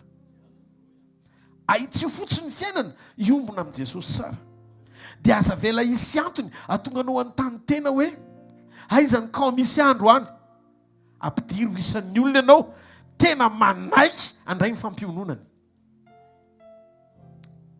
Ny fampahoriana izay mitrango eo amin'ny fiainanao dia anetsika ny famindram-pony. Rehefa hitan'Andriamanitra ny fampahoriana dia lasa antratsika Andriamanitra. Ary izay faneon'Andriamanitra famindram-po izay tsy nendrasan'ny fiodinanao fa efa nomany meloa amin'ny fotoana ny odinanao akory azy. 2 fotoana lasa nefa vonona. Fonombola mpanotitsika dia efa maty hamonjy antsika izy. Ka jereo fa mifahagagana izay nataon'i Jesosy rehetra dia nanomboka tamin'ny famindram-po etsika na onena avy amin'Andriamanitra daholo. Onena aloha izy vao nanasitrana. Onena izy vao namatsy olona tsombidio. Ndreza ty olona vizana manaraka any nitry ny atelona nanao fahagagana. Ny dikan'izay ny fahagagana dia endrim-panehoana fampiononana mianga avy ao amin'ny famindram-pon'Andriamanitra.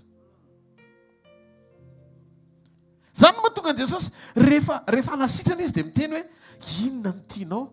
Ny hoe voavela ny elikaoka mandehana sabatao ny fandrianao dia mandana mody. Mitovy lanja amin'Andriamanitra ny faneho-pamantarany tamaso fa ny sarobidy amin'Andriamanitra melohan'ny fotoana nafahany ianao vita fihavanana aminy mba handray ny famelan-kelony, famelana avy aminy. Dikan'izay tsy mirakla ny tanjona fa fiombonana amin'Andriamanitra aloha. Ny fahoriana hitany fa mila fantatrao melohan'ny fotoana isehoana io fampahoriana sy fahoriana lalovanao io efa misy famindram-po vonona meloha, mila etsehnao le izy amin'ny fitodianao ao anaty hibanjina azy. Tena vao eo ianao no mahatsiaro mamaly ny etaetan'Andriamanitra satria nahatongavan'i Jesosy hiavana aminao aloha fa tsy hamahan'ny problemanao. Noho izany aza sariana ny maso ny jery izay manjoanao fa manatona azy mba hiombona aminy mba hisy etsehany famindram-po ho anao izay efa voninao aminy hikarakarana ny mombanao manontolo. Tsika tsinona tsy mpampiasa an'Andriamanitra fa zanak'Andriamanitra. Noho izany ny relationtsika amin'Andriamanitra tsy hoe relation ana mpanompo sy tompo fa relation ana ray sy zanaka. Noho izany mampaharary ny rainy dia ny zanany tafasaraka aminy fa tsy ny zanany marary aloha hositraniny. Miverena efa nandresy tao aminy ianao ary vonina nampionona anao izy. Ka ny fampiononana zany dia tanteraka avy amin'ny famindram-po, etsiky ny famindram-po mitondra fahagagana rehefa avy eo.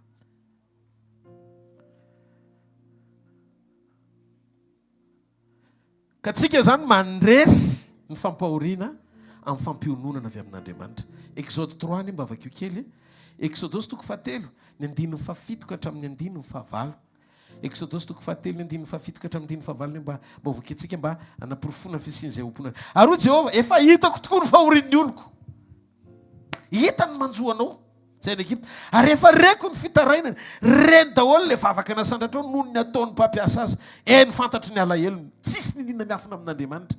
Dia hozy izy 9 dia efa nidina zao amonjy azy amin'ny tanany Egiptianina ka hitondra azy hiakatra amin'izany tany zany ho any amin'izay tany sosy malalaka dia ny amin'izay tany tondra-dronono sy tantely any amin'ny tany Kananita sy ny Hitita sy ny Amorita sy ny Perizita sy ny Vita ary ny Jebosita fa any izy no ataoko mahita. Tsy marety ao an'Andriamanitra. Halleluja! Hitan'io. Jaona 9. Nao antsika hijery Jaona 9 ka hatramin'ny 10. Jaona 9 ny 9 ka hatramin'ny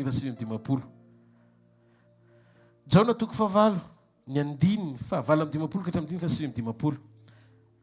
Vakina amin'ny anaran'i Jesosy. Ho Jesosy taminy lazaiko aminareo marina tokoa fontsombola ary Abrahama dia izy dia 9 dia nakavato itorakazo ny olona fa Jesosy nierika niala teo kianjan'ny tempoly lasa niafina izy dia nitsoaka dia jereo voavy niala teo Jesosy dia jereo nyjaona toko fa sivy indray eo akaiky eo ihany jaona toko fa sivy andiny voalohany ary nandalo Jesosy dia nahita lehilahy jamba hatrany voateraka io le jamba nampahiratiny ny zavatra tiako lazaina aminao Andriamanitra mahafantatra ny fon'ny olona mangetaetazina tsy hitany masony azy tsy tia jamba ity ny nahitan'i Jesosy fisy rehefa jamba fa Jesosy nahita an'le jamba tao anaty fahoriany nahoany Jesosy tsy mifaneny io jamba io Jesosy raha tsy nahilika avy any amin'ny tempoly aloha Jesosy dia mivoaka tao dikan'izay tsy maninona raha misy hafa manilika an' Jesosy satria tsy mahazaka ny mesazony fa zay ianao mety hifanena amin'ny Jesosy iny ivelany rehefa nahiliky ny hafa izy tsy maharety aika amin'Andriamanitra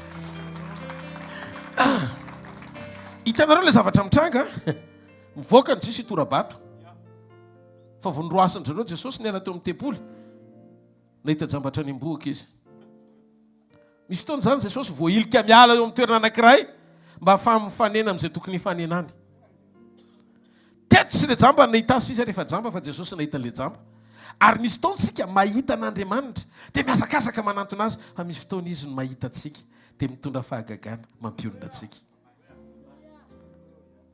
mahita androany maraina fa nininona fampahoriana manjoanao androany maraina Jesosy hitondra fampiononana ho anao androany maraina ho azy Jesosy hitondra fampiononana ho anao averiko androany maraina Jesosy hitondra fampiononana ho anao dia ozy izy nitanjony anankiray faefatra Andriamanitra moa toa mampionona antsika ke dia tonga antsika hampionona ny hafa koa zay teo amin'ny Korintianina faharoa tokoa voalohany teo atonga anareo izy isitraka ny fampionona avy aminay koa zay nataonao antsika dia tokony ataontsika amin'ny hafa ihany koa vakeo anie pasteur ny salamo 420 salamo 420 manomboka amin'ny 15 hatramin'ny 17 amin'ny anaran'i Jesosy sambatra izay olona manan-kery avy aminao ao am-pony ny lalana raha mandeha mamaky ny loha sabaka izy dia ataony misy loha rano zany ary loha orana manaro-pitahiana azy miampy ireny am-pandehanana izy samy miseho natrehan'Andriamanitra anjiona izy rehetra amen dia hitanareo ilay tenin'Andriamanitra eto miteny Jehovah Andriamanitra ny maro eno fivavako salamo 420 ny andiny fahaenina safady jereo kely zao raha mandeha mamaky ny loha sabaka izy dia jereo va ao anatin'ny tenin'Andriamanitra loha san-dranomaso ny dikany hoe baka dia ataony misy loha rano zany ary ny loha orana manaro-pitahiana azy jereo ny ilay zavatra tian'Andriamanitra tenenina lalana zany dia ataon'Andriamanitra ao am-ponao mialohan'ny fotoana hiatrianao loha san-dranomaso awa ndotsika maraka tsara tovindreo tsara ny tana izay maheno dia zao ny zavatra mitranga ny lalana atafavoakanao dia tsy avy any amin'ny fahendrena hafa hoentiny fampaherezana avy amin'ny hafa ho ampidirina ao anatinao fa ny lalana tafavoakanao dia efa nataon'Andriamanitra ho anatinao ihany zay no inona le ao anatinao tenenin'Andriamanitra io ny sitrapony rehetra dia nampahafantariny ianao ary noentiny fanamasina nidina ao am-ponao tamin'ny fotoana nandraisanao azy Romana 5:5 ary ny fanantenana dia tsy mba mahamenatra fa ny fanan'Andriamanitra nentina nampidina tao am-pontsika ny fitiavana amen ka rehefa mamaky loha san-dranomaso tsy hoe mitomany dia tsy mitarika Andriamanitra misy fotoana ianao mitomany fa tsy hoe rehefa latsaka ny ranomasonao dia nidikan'izay na fon'Andriamanitra ianao na ny zavatra tsy nety foana raha mandalo atsarotra sy fampahoriana dia tadio tsy voatery akory hoe tsy eo amin'ny sitrapon'Andriamanitra foana ianao zay mandinilo tena fa sao dia Jonasa miatrika tafiotra ianao fa raha ohatra ka ho mpianatry ny tompo Jesosy niteny andeha ry epita nefa ny Jesosy ao anaty lakana ao anaty direktiva tsara ao anaty volontén'Andriamanitra tsara nefa mbola nisy tafiotra ihany dia endriky ny tafiotra roa samihafa ndray mitandroka anakana anao tsy handroso any amin'ny volontén'Andriamanitra ary ndray manakana anao ndray avy amin'Andriamanitra ny Jona mba tonga anao tsy andeho any amin'izay tany tsy tokony andran'Andriamanitra anao Jona rehefa nandeha tamin'ny lala tsy tokony aleny dia nijoro ny rivotra nanohatra azy iny tsisy namandroaka devola izy ianao dia tsy miala satria tafiotra tsy avy amin'ny devoly fa tafiotra avy amin'Andriamanitra. Anaka anao tsy andehany amin'izay programa tsy tian'Andriamanitra ho tohizanao. Ny tsy fankatoavana zany dia mampijoro tafiotra anakana. Fa azadino ihany koa fa misy fotoana koa Jesosy epita amin'ny sambokely fa nanohatra azy sy ny mpianany teny an-dalana ny tafiotra fatatsika tsy anjery zany. Tsy hoe tsy nakatory zareo reo fa nakatory Jesosy mihitsy ny tena andeha ho eny epita. Misy fotoantsika ao anaty fankatoavana tsara fa tsy sakana ho an'ny tafiotra tsy ho tonga ihany koa izany. Zany mahatonga ny Davida milaza eny fa na dia mandeha mamaky ny lohasaloko ny fahafatesana za dia tsy atahotra ny loza hafa ianao no amiko. Misy ny fampahoriana mitranga na dia ao anaty sitrapon'Andriamanitra azy fa ny fahamarinana rehefa ao amin'ny sitrapon'Andriamanitra ianao ka ao anatinao tsy mamotsitra ianao fa mijoro tsara. Io le sitrapon'Andriamanitra velona ao anatinao io tsy amelanao ho dobo ao anaty tafiotra fa ampandresy sy ampionona anao miatrika fahasarotana io. Alleluia! Amin'ny Salamo 4:25 tia pahery ianao miteny ny tenin'Andriamanitra hoe na dia mandalo aza ozy izy raha mandeha mamaky ny lohasaloko ny baka mandeha mamaky mandalo ny dikan'izany. Ka io ranomaso tsy toeranao zany fa lalovanao fotsiny.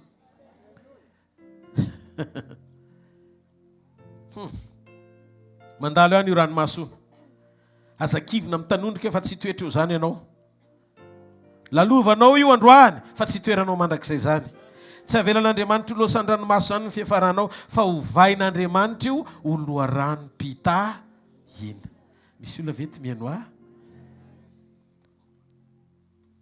mahereza ianao. Mahereza foany anao na maro azy ireo tsy tia fa ianao sy ny ankonanao dia iny Jesosy Kristy. Averenkera mahereza foany anao na maro azy izay tsy tia ny ankonanao iny Jesosy Kristy. Ny fahoriana dia mampijoro anao koa ho vahaolana ho an'ny hafa. Misy zavatra asain'Andriamanitra lalovanao mba hahafahanao mampahery ny hafa. Izay ilay voalaza teo tamin'ny Korintiana 2:1 ny fampionana azy koa izy Paoly ampononako anareo ihany koa. Zany hoe sady mampitombo anao amin'ny dingana hahafahanao mampahery ny hafa. Misy zavatra zany avelan'Andriamanitra hitranga tsy ho anao fa ho an'ny hafa. Hebreo 4:2-20 pasteur azafady. Hebreo 4:2-20.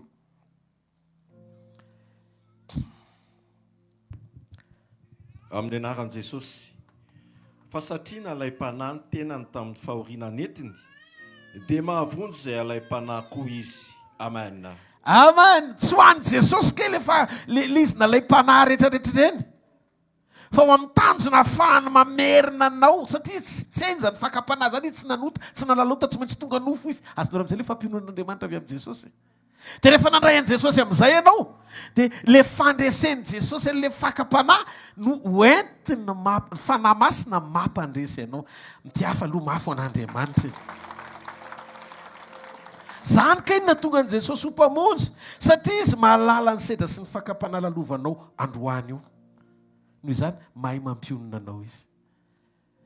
Ahoana ary ny faneon'Andriamanitra an'izany fampionona zany ao anaty communion Comment Dieu console-t-il amin'io trango io? Misy mihaino ve androany? Voalohany amin'ny zavatra ataony. Mety sy tranony ianao. Mety anehoany ny présansany. Mety anehoany ny famatsiny. Mety anehoany amin'izay zavatra rehetra mampahory anao aloha dia isehony. Raha izay. Le vehivavy ao amin'ny Luka 7:7 teo maty vady. Izay hoe mampitondra tena azy dia avy eo maty zanany lahatokana le vehivavy. Jesosy koa tonga izy avy any nampisatra ny renany maso fa Jesosy indray zanaka lahatokany rainy. Fa ty tovolahy ty zanaka lahatokany reniny. Jona 3:16 nomeny ny zanany latokana mba tsy very zay rehetra mino azy fa na fiainana mandrakizay. Amin'io le zanaka latokany ray no ifanena amin'le zanaka latokany reniny. Le zanaka latokany ray mivelona, le zanaka latokany reniny maty. Rehefa mifanenany tamin'ny cortège triomphal teo mitondra fiainana le cortège de la mort, mitondra fahafatesana, dia tsy maintsy manome toerana ho an'ny fiainana ny fahafatesana. Satria ny gerisisy toko voalohany, ny aizina ny toetra voalohany vao tonga mazava. Dia raha vao tonga Andriamanitra ny tena misy mazava nitsoaka ny aizina. Noho izany fona fa raha tena nandray fahazavana avy amin'Andriamanitra ianao, manana fanantenana fa tsy ho tafatoetra ho mandrakizay zany io aizina io. Arety eka ao an'Andriamanitra. Fantatry le eto androany atontsika, izy ny generalitsika. Aleluia. Jesosy avy any Nazareta ny anarany. Fa rehefa nanitry teny izy tsy naka ny toerany generaly akory fa kapitaine. Noho izany izy tsy mora miseho amin'ny titre zany izy général na izy aza ny général. Fa le fanetretenany. Capitaine sur terrain izy fa tsy ery ambony mpanome ordre fotsiny eny ambony latabatra.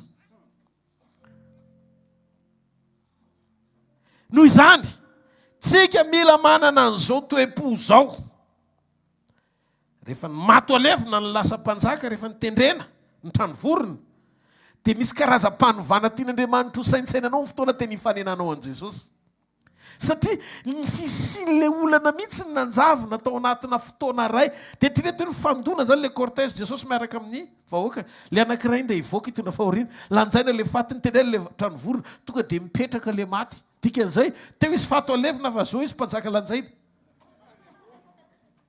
Zany amin'ny fotoana hifanenanao marina amin'i Jesosy dia atsangan'Andriamanitra ianao arovainy toerana. Tsy fanirinao no asandratra fa miseho azy rehefa miombona sy tafahoana amin'Andriamanitra marina ianao. Aleloia. Noho izany aza lany andro ny ampantoliana oka hita fisandratana, sekoly ny fisandratana, fanambinana. Non, miona amin'ny Jesosy marina fotsiny tena ataovy miona amin'ny fotsiny fonao. Dia ho hitanao fa izay mampatifaty ny hafa tsy te hiova fo, fandanin'ny arena sy ny fananana satria tiany vidiana daholo. Io resaka tiana vidiana io mantsy efa endriky sehon'ny andro farany amin'ny Virjiny 5 adaly io. Ny solika ho voatahiry, tsy le solika vidiana ho eny am-pivarotra. Fa le fitehirizanao an'le solika avy aminy hatrany am-poalohany, hitoerany sitrapony sy anapahany programany ao anatinao eo am-piandrasana azy. Vakiny Virjiny 5 adaly sy ny 5 endry.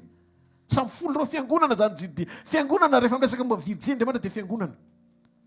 Ka rehefa manomboka mipetraka loatra mividy varotra, indrindra resaka solika, ositra. Dia efa mieritrerety ianao, efa manomboka miseho ny fanehoam-pamantarana ho an'ny Virjiny 5 adaly sy 5 endry. Miala tsiny fa mety mana fotoana ny zavatra teneniko fa manara-maso akaiky fiverena amin'ny mpapakatra mba tsy hadiso lalana anao. Amin'izao fotoana izao tsinona, tsy hoe ny any ivelany aloha no ampidirina fa ny ato anaty no ampiorenina. Jesosy eneny teny ondry vitsy. Tsy manenjika ny sifra tsika hoe firy no ampisesika hiditra. Fa misaintsika ny fivoahana avy eto. Rehefa ny sortianao avy eto, ho aiza ny lalana sy ny direction anao hiatrenao mandrakizay. Noho izany mila entitsika na ara-pamantarana na ara-pijoroana hijerevana akaiky ny hoe ho aiza ny lalaka-leko. Ty tsy lesaka hoe mon ami na mon ennemi. Ennemi tsika tsisy. Ny ami koa tsika tsy mitady amitié, tsy de tena amin'ny volontén'Andriamanitra loatra. Fa zao, ny rantsika hijoro hitondra fahamarinana, hiaina amin'ny fahamarinana. Ary zao vanim-potoana iainantsika zao, tsy fotoana hitoriana betsony ny atao hoe fahamarinana, na hoe ampiverina ny olona ao amin'Andriamanitra amin'ny sitrapo aitraitra. Fa le fond le problème ao amboarina eto, le fananganana, ahafahanao manana discernement, alala, amantatra ny fahamarinan'Andriamanitra, hijoronao ho isan'ny fiangonana tsy misy petrana fiketronana ho akarin'i Jesosy amin'izay. Efa misokatra ny ascenseur.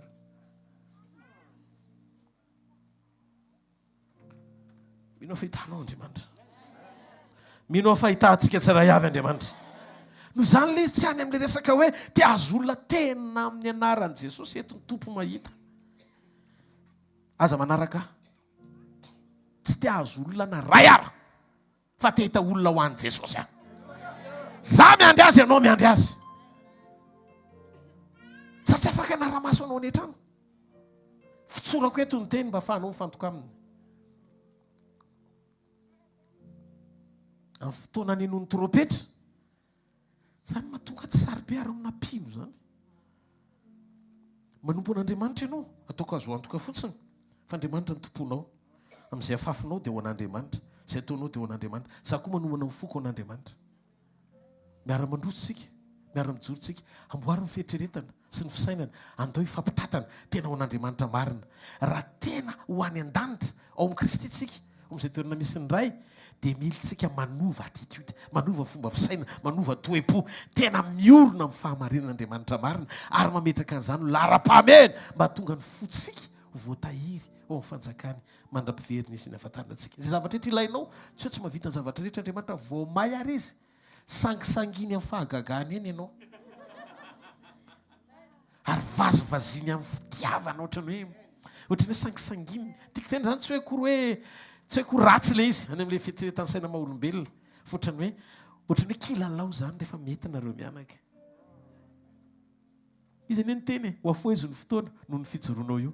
Ary fantany fitarana anao satria tsy afaka mihitsy ianao hiantso an' Jesosy. Zay mihitsy moa le teny. Rehefa hoe hiveriny Jesosy dia mampilaza hoe ho avy ahako. Dia ny dikan'izay hoe ho avy ahako.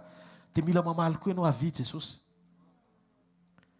Satria tsy maintsy misy ny invitation anao fiverenany. Ohatra amin'ny jaonina mpakarina, miakara ty, misy miinvité aloha vao miditra izy. Ary Andriamanitra mahalala fomba. Zay mahatonga azy manomana anao mba afaka hiantso ao anaty fahafahana hoe avy. Ary raha vao olona tsy miaritra ny amin'ny Kristy sy ny filazantsarany, tsy mahatsapa tena hoe hiantso azy hoe avy zany. Misy fotoana opportunité amin'ny tsy fahamarinana firy ny lavinao noho ny fietreretanao fa eo nampapakatra ianao. Le tombony tsy marina, lasa tsy vitanao tsony miaina ao anatin'le izy, ao amin'ny tombontsoany ty nofo mandalo vetivety ty. Satria rehefa ao anatin'ny pression-na fampahoriana, satria isaky mandeha anao miratso ny olona dia izay andaninao rehetra mitady tsolotra daholo, izay andaninao rehetra, nefa ianao tsy manao an'izany tsony. Dia andao ny antsika eritreritra sy isaina, tsisy toerana ho anao tsony eto an-tany. Dia manomboka amin'ny sainto azy ianao, avy Jesosy, normal. Ka ty mijoro ianao. Fa raha ianao mbola sady manompo an'Andriamanitra manao danse klasika miaraka amin'izao tontolo izao, sady ny tongotra aria avaratra, ny tongotra aria atsimo, atso ambody-depona, tsy haintsony zanaky ny tompo ianao rehefa eto am-piangonana, pleure tsara ny ranomaso miakatra ny tanana. Fa rehefa eny amin'ny birao ianao, tsisy alevasy. Adininao Jesosy. Fa nalainao Jesosy.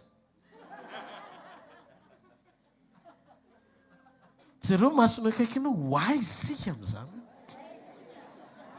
Dia zavatra ataonao rehefa avy eo, menimenina ianao tsy mandroso mihitsy ny firenena sy manana dia izy ny menao tsiny, ny mpitondra, ny olona, ny mpanao politika sy ny anina. Ozy izy Jesosy raha ny oloko.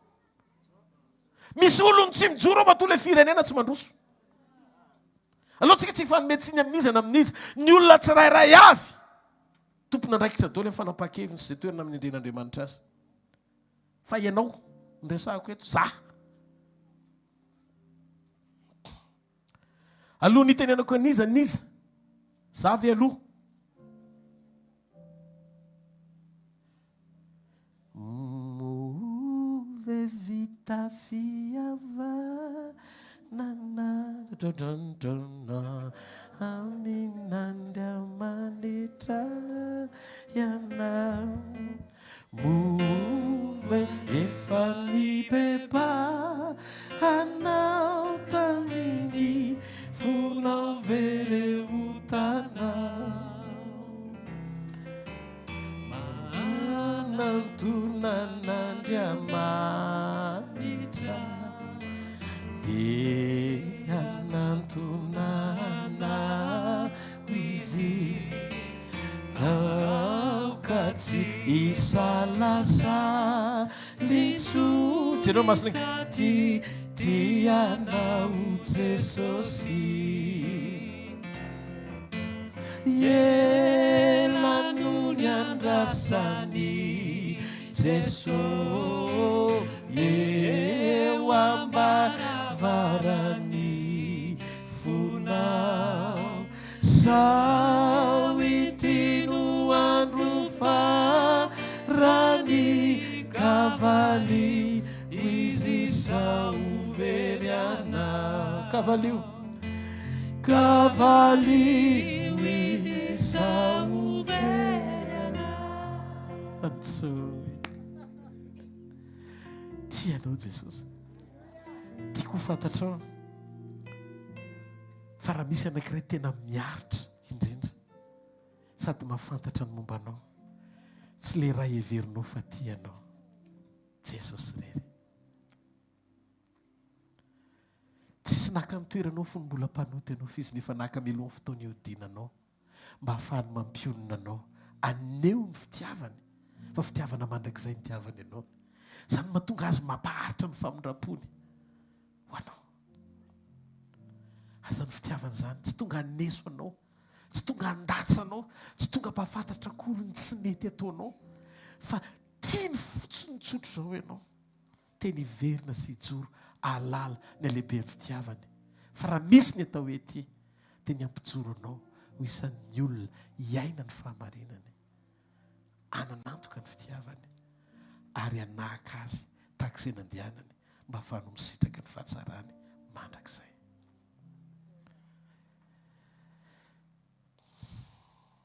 ahoana no tonga tsika hisitraka an'izany ameko ohatra no teny amin'i Jesosy inona Jesosy le ranomaso baka loasan-dranomaso atao hoe baka ny lalovana dia aveo lasa fitahiana le izy dia inona ny tianao tenenina amin'izany zay tsy takatra eo amin'ny nofo sy miseho androany azy eritreretina hoe raha rakara-panahy ianao na dia mafy aza ny lalovanao rehefa ho amponao ny sitrapony ny important atao fotsiny sitrapony misy teheny ve androany anefa noaranao anaty baiboly dia ho hitanao le zavatra tian'Andriamanitra ho tenenina zao le izy misy tanjona ao ambadika io fampahoriana io matona velany andalo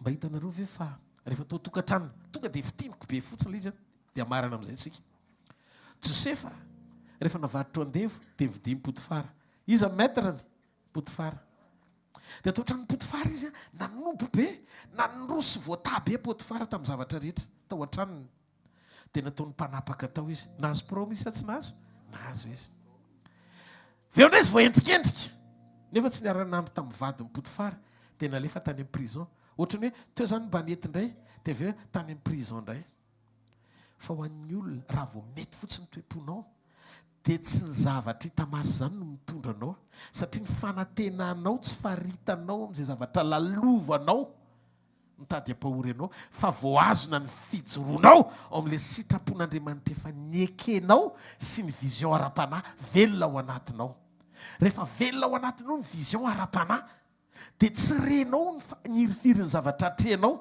fa lasa fenotsika ianao na ny amponja aza tonga tao amponja izy mampahery foana raha Josefa zany hoe tsy hita mihitsy zany hoe za efa mba nahazo promotion kely to satria tsy mamaritra ny fisehoan'Andriamanitra izy amin'izay fanoherana hatreny tao mifanohatra amin'ny zavatra antenainy satria tsy ao amin'ny nofo intsony izy mba fantatrareo rehefa araka ny sitrapon'Andriamanitra ny fon'ny olona anankiray tahaka ny Josefa mety voailika ao any amponja izy ny olona mijery mifonja ho toerana faran'izay ratsy fa Andriamanitra misaina mifonja ho connexion ifandraisany amin'ny promotion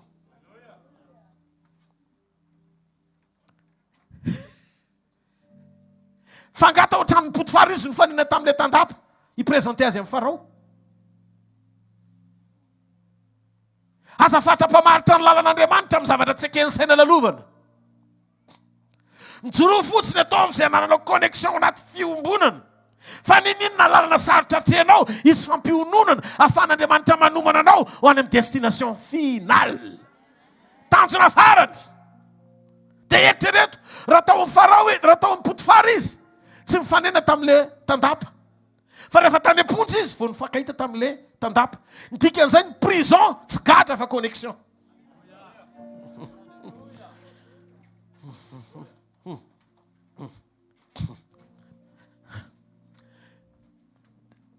avy eo izy tonga tany amin'ny toerana izay tian'Andriamanitra amin'ny antom-pisiny ilan'Andriamanitra azy na matsy firenena roa na nafoana fahantrana sy anoanana ary mosary tamina firenena roa Kanana rainy sy Egypta dia inona zavatra nisy tahorinan'le connexion ekeny sainy sy nampiomanany fony ary tsy natafasaraka azy tamin'Andriamanitra le poto fara lehibe ny teo aloha lasa tapahany zavatra tsy azonao zavatra tsy azonao ka io tsy resaka hoe Josefa te hisandratra fa Josefa nametraka namela malalaka amin'ny fony esan'Andriamanitra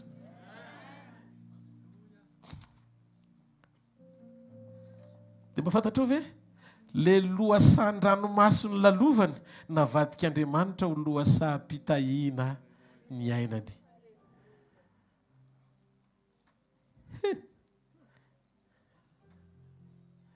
vokatry n'inona io vokatry ny finoany Josefa zay efa nampahitan'Andriamanitra azy teo izy Josefa niany fantatro anoany efa miasa ianao arakaraka ny nandrosoana voamay any amponja fotsy izy anoany efa miasa ianao tsy voafetra ny tany maso sy izay hoentiny fiainanao fa maintsy ho tiavo ny fanamboaranao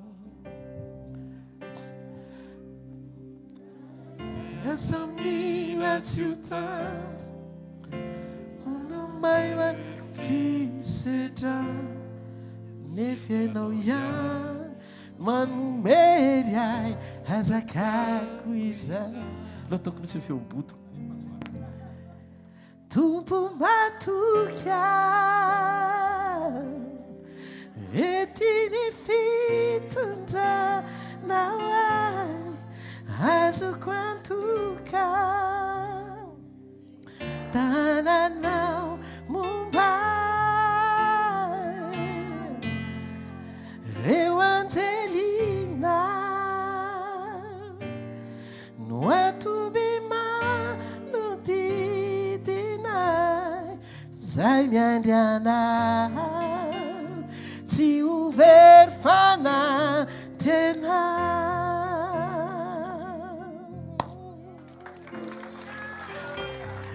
sady any amponja izy io ny iran'i Josefa misy olona manana problème dia ozy izy wa ino problemanao ndoso aminazy sy ny raha manahirana fa Jesosy arô mahay magnafaka ny olagna eo aminao dia misy izy le olona ianao ve ohatry zao samy ato any antsika e dia izy izy samy ato tsika fa mivatako ny ato fa ny fanahiko tsy ato za manan-javatra ao am-poko mampitoetra fifaliana ao anaty fahasarotana ka ninoninona mitranga tsy dia ny ranomasoko loatra ao anatin'ny fahelan'ny zava-misy na tonga ny masoko ho hitanao hoe kotsa satria mafy no manjo azy fa mahitanao mahita nifiko na elabera sy nahita borosy nify mitsiky satria fantatro fa velona ny Andriamanitra zany problème anao zany misy valiny ao aminy halleloja ny olona mahita ny fahalebiazan'Andriamanitra sy mitoetra amin'ny sitrapony ihany ny afaka nokatra ny masony mahita ny lanjan'ny fisiny mihoatra lavitra noho ny alehibe amin'ny problème lalovany melahy ianao tao aingana tsisy toerana ho anao zany ao anatin'ny toerana io aza miondrikondrika eo zany tsy miteny mihitsy izy hoe ndre za sisy anao aty fa izy ro mifolo lazo za zao tebika labina fotsiny eo kaiky ny dada amin'izao Jakoby io maratsy zao hoe tombo azy ny alefa any retour avy reny hoe tsy a dia tondroiny fonao foko a foko ok anao mpamela matetika foko aleoko ianao mba adio zany foko za foko tsy anatsiny ane ianao zany foko za tentrinao de mararirary ny aine feno loatra ianao ka tritra tonitany karakaina nao ka mararirary ny aine tendroty ianao ka mitritra tonitany karakay tsy ho tany karakaina tsy ho tany karakaina tsy ho tany karakaina fa mba hiboiboika no mofonaina tsy tany karakaina tsy ho tany karakaina tsy ho tany karakaina fa hiboiboika no amela matetika amela matetika amela matetika tsy ho tratry ny andro miletika amela matetika amela matetika amela matetika tsy ho tratry ny andro miletika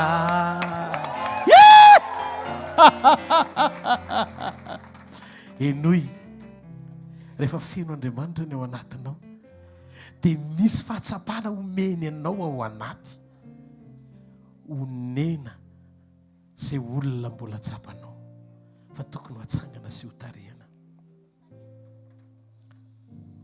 litsainy amin'ny toetsaina sy toe-po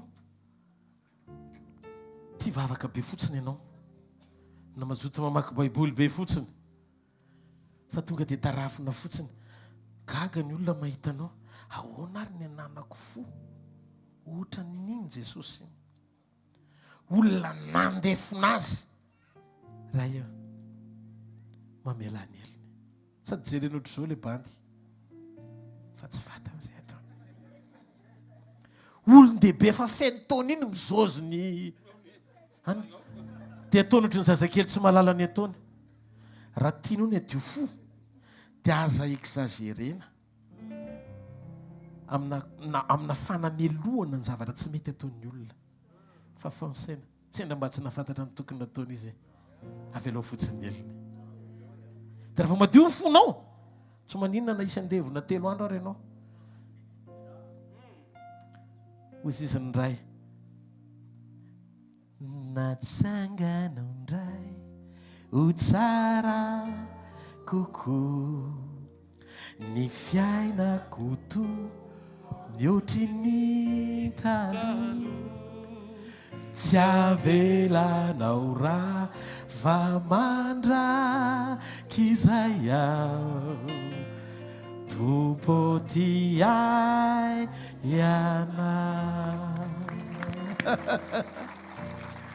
mbola misimisy izy ato fa ho faranako satria noho ny amin'ny fotoana amen mananjava ro tenenina amintsika foan'Andriamanitra fa raha mandinika isika ny tantaran'i Josefa namaranako azy teo dia miazona antsika hoe ny andalana ao anaty fiombonana amin'ny fampiononana fifandraisantsika amin'ny alehibe ny fitiavan'Andriamanitra manovany ao anatintsika dia na olona tokony ampaherezina be ara hoe mba misy mamanga ry Josefa aloha ampahery izy any amponja indray dia zany hoe variana ry Paoly tany amponja fa tany amponja izy nampahery ny olona ivelan'ny fonja dia zay fa hoana ary mifondro Paoly mampionona anareo zay raha lahy mitondra ny teny falia mandrakariva ao amin'ny tompo any amponja izy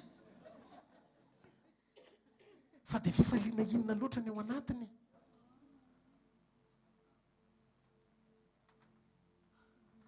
zany ny atao hoe fijoroana fa misy olona filazantsara raisinao ihany no mahatonga anao ohatra zany satria misy karazana filazantsara mampitodika anao eto an-tany dia raha voatoriana le eto an-tany dia lasa ohatra mahatsiary tena zany ianao zany ohatra ny hoe tena tsy tian'Andriamanitra zany raha tsy mpanambe raha tsy mpanambola raha tsy milamina ohatra ny hoe Andriamanitra ny fiverenao tsy avy any an-danitra izy nidina fa avy any ambomandamina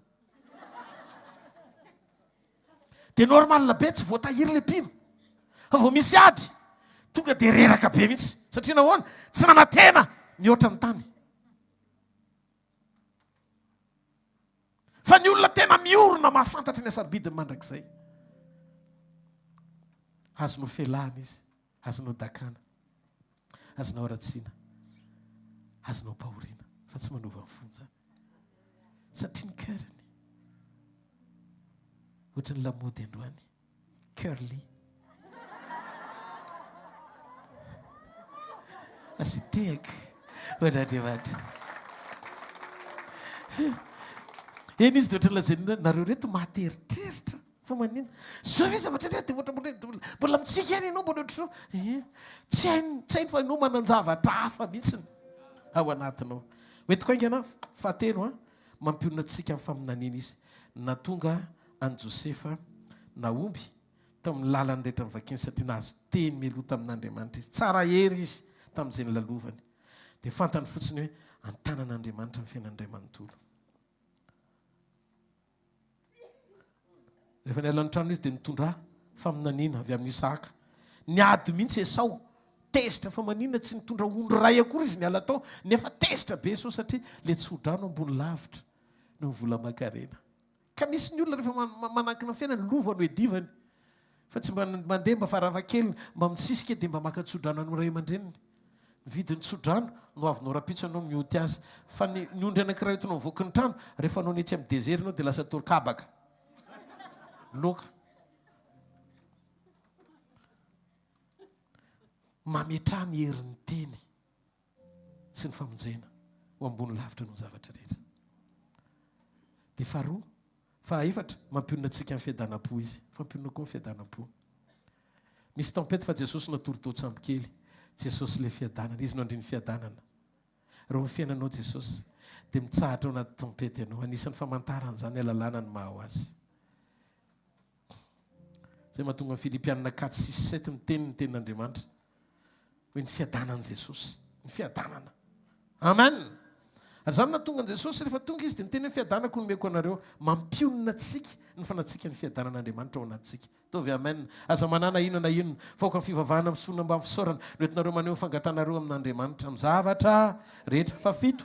Ary ny fiadanan'Andriamanitra izay mihoatra noho ny fahalalana rehetra hiaro ny fonareo sy ny hevitrareo amin'ny Kristy Jesosy. Amen. Mampionona antsika koa izy amin'ny famerenana amin'ny laoniny. Zay voany, zay voany. Job 42:10 rehefa hitan'Andriamanitra fa mivavaka ho an'ny sakay izay tsy tia azy Job dia nomen'Andriamanitra double portion tamin'izay nananana izy. Dikan'izay Andriamanitra zany rehefa misetrasetra raha-pahamaliana koa hita maso dia misy fotoana zay lalan'izay efa mahazo antoka izy hoe mety ny ao anatinao. Fafito mampionona antsika izy ary mampafantatra antsika ny planiny. Rehefa fantatra ny planin'Andriamanitra dia ohatra ny Josefa niteny hoe nareo ny sainana nisy ratsy ahy fa Andriamanitra namadika an'izany ho soa melolona be dia be. Ny fahafantaran'ny Josefa ny planin'Andriamanitra ny amin'ny fisiny melohan'ny fotoana nyaingany teo amin'ny fiainany nahatonga ny foniny olona niatrika andreo karazana obstacle be dia be teny an-dalana. Tsy ampy hitondra azo any amin'ny anjara voatendry ny fitiavan'i Jakoba rainy fa tsy maintsy nankalaina izy mba hahafahan'Andriamanitra mampiasa ny faniliana azy ho tafavoaky ny trano ho tonga ny Egipta hatateraka ny anjara voatendriny. Dia tijereo masony akaikinao aiza ho aizan'izany nitoeran'ny rancune hoe mahatonga anao manana rancune amin'ny olona hoe somora malahelo be te hitako zola avy zao dia satria hoe mbola tsy ho tanan'Andriamanitra tsara ny fiainanao. Fa rehefa eo an-tanany io hoe dia ataovatra hoe izy mipandahatra, izy mipamboatra, izy no mitondra ka nalalana amin'ny fanohatra aza hoe any amin'ny farany miona. Amen. Farany mampionona anao izy amin'ny fifandraisana tsara, relation tsara. Mahatsiaro ny Genèse 24:67 zay ny farany. Amin'ny Genesis 4:7-20 vao nahita ny Rebeka Isaka vao nionona izy tamin'ny fahafatesan'ny mamany. Andriamanitra koa zany mampiaonanao amin'ny olona tokony ionanao anaisotra ny vesatra ao anatinao fampitoerany fampiononana eo amin'ny fiainanao. Ary Isaka dia nampandroso an Rebeka ho andainy Sara reniny ka napakatra azy ho vadiny ary tia azy izy dia nionona ny alahelo ny andreniny.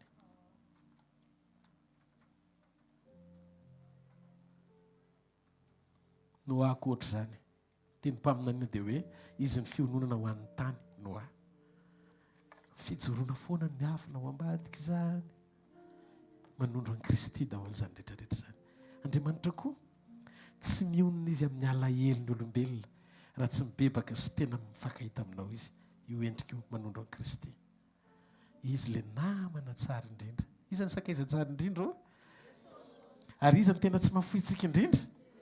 Iza ny tena tia antsika indrindra. Iza ny tena mitahiry antsika mandrakandroany. Ary iza ny namonjy antsika. Iza nanao ireny vavombela be dia be teo amin'ny fiainantsika ireny. Ary iza ny eona amintsika rehefa miala eto dia jereo masona akaikinao, tiavo Jesosy. Ajao Jesosy. Mijoroa ao amin'ny Jesosy. Manaova ny sitrapon'i Jesosy. Tsy hanary ianao izy hoe. Ndao tsika ity tanana mafy be ho an'Andriamanitra.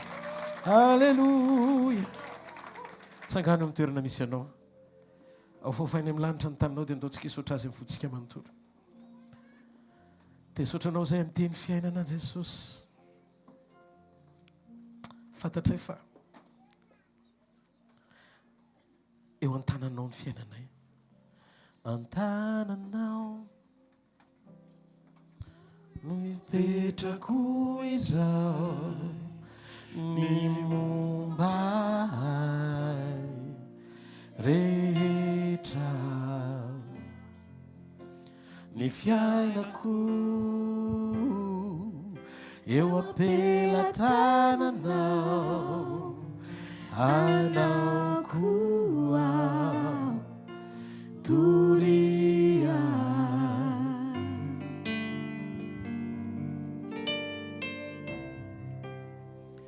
Jesu mino anao,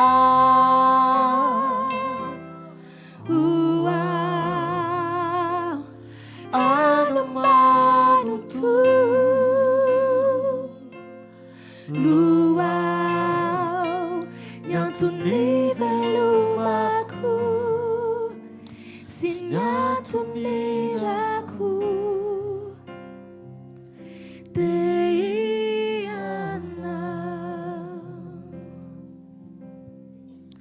eno eny afa mihitsy fahafantarantsika fa ny antom-pisitsika sy ny fahavelomantsika dia tsy ho antsika itsony fa ho azy. Dia zao mianara mamotsitra ao anaty communion. Zao ny fahatserovantsika ny Jesosy. Zao no atao izy fahatserovana. Rehefa te hatsiaro azy dia aza manantona sary vongana misy olona mifantsika. Na hijery ianao hoe asiana écran ngeza be dia mba hatsiarotserovako azy, dia jerevako mihitsy la passion du Christ. Reny loha réalisation na film. Tena mety nitranga fa mbola mafy kokoa noho iny tena mivavaka dia naheno fanamasina ny teny. La passion du Christ ozy izy tamin'ny tondrako ny fahoriana. Mbola tsasaky ny fahoriana ny aretako tamin'ny tondrako. Ny fangirifiriana ny tondra ny fahotan'ny olona. Iny efa tsy zakanao mijery azy. Fa mbola tsy ampahefany akory sy Jesosy. Midika fa tamin'ny vidiny lafo ny aretany amin'izany ianao satria te hisauve ianao izy. Tiako fantatrao fa tsy mora ny namonjeny antsika. Tsy mora ny namonjeny antsika. Akipio masonao.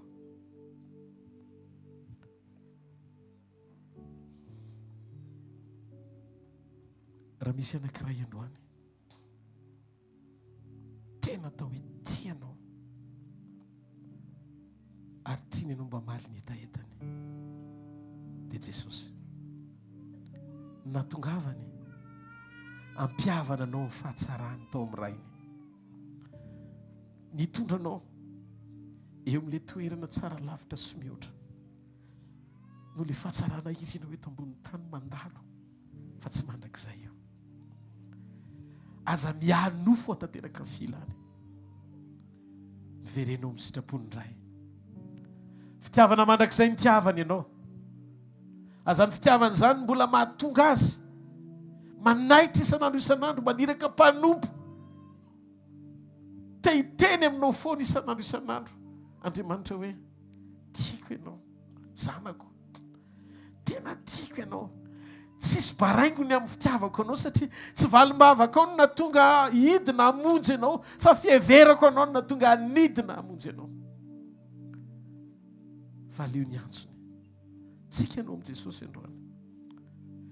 Jesosy tonga eto an-tany ny androm-piainako sisa,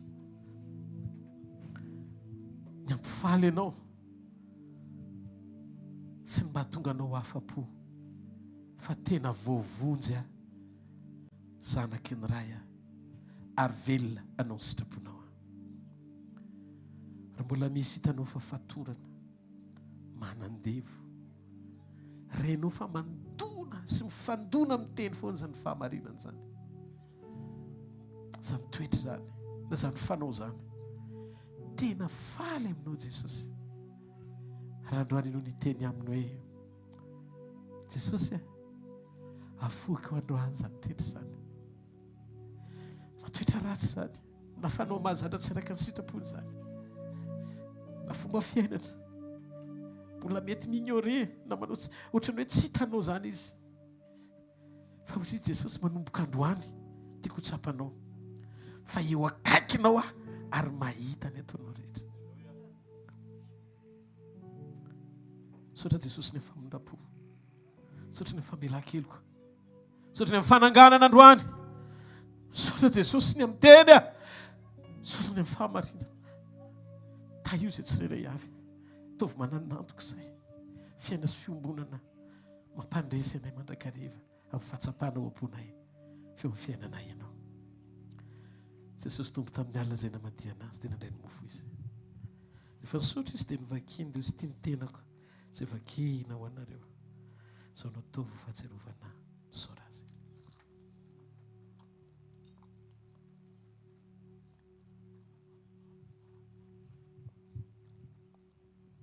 taka izany koa ny ranom-boaloboka hozy Jesosy hoe tia ny rano fanekena vaovao izay nalatsako anareo famelana ny fahotanareo ka no vinanareo misotro mihinana amin'ny mofo sy misotro amin'ny kapoaka dia manambara ny mahafatesany tompo ianareo mandra-piaviny misora azy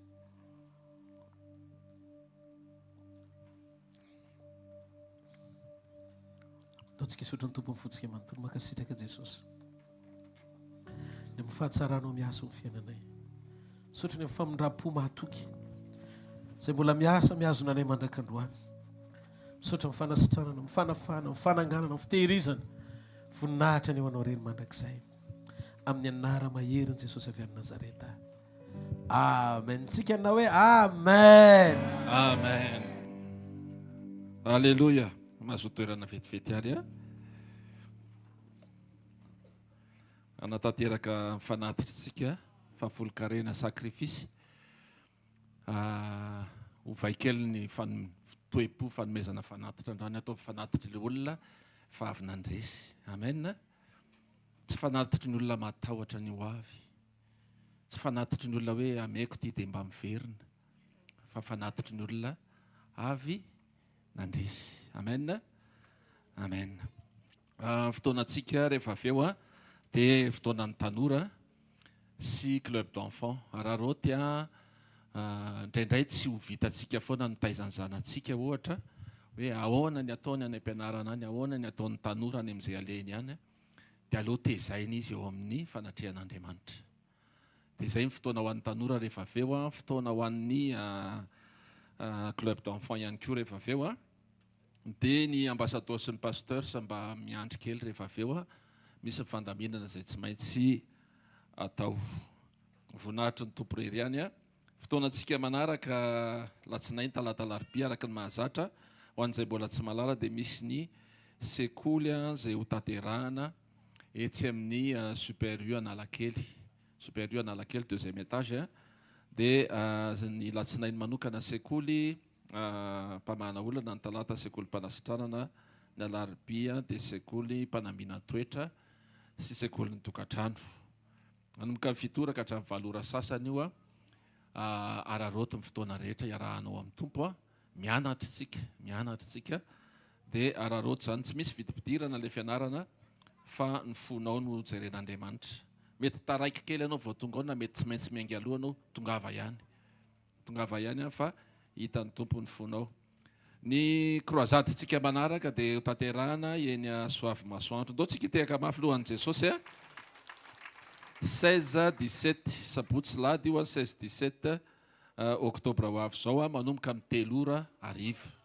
oktobra novembre alleluia misaotra tompoko hitako hoe manaraka tsara tsika tsy manaraka koa masy dia tonga dia diso alleluia novembre 16-17 novembre ho avy zao dia eny ny fotoanantsika indray mino fa tongeny daholo tsika tsy lavitra ny lalana ary tsy ratsy ny lalana. Alleloia. Ny batisa ihany koa dia tanterahana ny 23 novembre ho avy izao. Eto aloha tsika eto fanatrehan'Andriamanitra dia avy eo miaraka makany. Mbola afaka ho an'izay mbola te hisoratra anarana zay kasihan'Andriamanitra ka tena mahatsapa tokoa hoe tena lalana tokony aleha tokoa zany a. Dia afaka mbola misoratra anarantsika manatona ny pasteur Sandra tsika dia afaka manoratra anarana ankoatran'ireo zay efa vonona tamin'ny fotoana zay tokony nanaovana izany. 23 novembre izay fotoana izay a voninahitry ny tompo. Ny fotoana antsika adiny teo ny zoma hatreto aloha eny amin'ny Super U, Sabotsy eto Ambaranjana ihany, fa mijery ny vaovao eny amin'ny hvkl-mission sy manontany mpanompon'Andriamanitra tsika so dia miova le toerana, fa hatreto aloha zany zay no toerana zay omeny tompo atsika dia isoratsika foana ny zavatra rehetra. Misaotra atsika teritery ve vao may ara mahafinaritra fa mafantsika ato miaraka amin'ny tompo dia mety be foana ny zavatra rehetra. Alleloia. Ndotsika hitsangana re. Ndotsika hitsangana dia injiro aty aloha ny tananao dia ndotsika nolotra ny fanatitra. Raha amin'ny anaran'i Jesosy misaotra anao zay makasitraka tompo. Tena mahatsapa teny zay fa nandresy miaraka aminao. Dia zany no mibaiko ny zavatra ataonay rehetra. Raha nome fanatitra fa folo-karena sakrifisy tsy amin'ny tahotra tompo fa amin'ny fahalalana fa ianao dia efa mifandray aminay. Ary mifandray aminay amin'ny fotoana rehetra, mifandray aminay amin'izay mety zavatra ataony tsirairay avy isa-tokantrano. Taio tompo ny tsirairay avy. Aza vela isy diso anjara eto noho ny amin'ny fandresena izay efa nomenao azy. Makasitraka raiso zany hoanitra akasitrahana voninahitry ny anaranao amin'ny anara maherin'i Jesosy Kristy avy Nazareta. Amen. Nataontsika teraka mafy voninahitry ny tompo. Alleluia. Oia. Nataontsika no fofantanantsika any amin'ny lanitra isotra n'Andriamanitra mifotsika manontolo. Makasitraka Jesosy ny fotoana androany. Ianao Andriamanitra tsy natao tanana fa Andriamanitra tena hoe mihevitra, misaina, manana mifihevitra sy fijery lavitra ianao tsy takatry ny saina hitondrahana ny zanakao. Oka ny saray avy androany ho voatata ao anatin'ireny teny ireny. Oka ny marary ho sitrana. Oka tompo vao manomboka miantso izy dia hiaino azy ianao. Dia oka ny rofo rehetra hoe sorona izay manahirana azy. Ianao ilay mpikarakara ny olona ninao any anaty ady, ampionina azy amin'izany Andriamanitra. Ary inoko efa miasa sady ianao.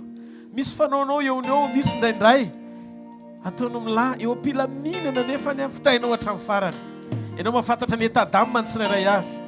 Ary ianao koa manao izay fomba rehetra isovenanay hatramin'ny farany. Vonjeo zahay Jesosy mila anao zahay.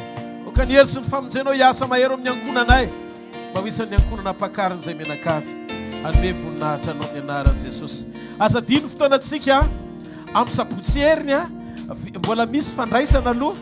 Misy fandraisana vao makany asoavy masoandrotsika. Dia sanio tahin'Andriamanitra rehetra. Ataontsika no fofantanantsika amin'ny Andriamanitra tsy natao tanana. Halleluia. Izy ninotsika izy mitondra amin'ny fiainantsika. Andriamanitra tsy natao tanany ianao. Andriamanitra tsy miankina amin'olona ianao. Andriamanitra tsy mila izay omeny olonao. Fikasanao ihany tena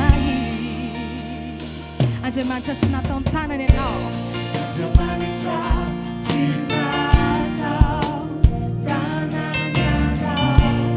Andriamanitra tsy miankina amin'olona ianao.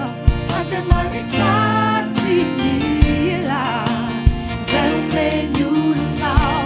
Fikasanao ihany tena Andriamanitra. Achami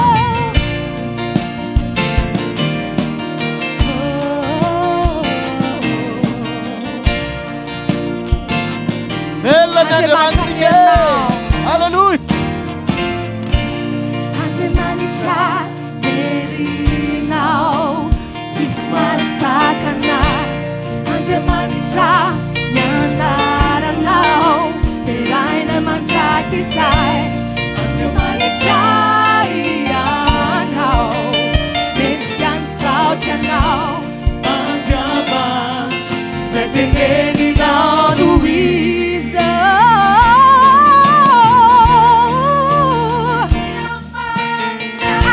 hatramizay ny fiantsenanao andriamanitranao haganio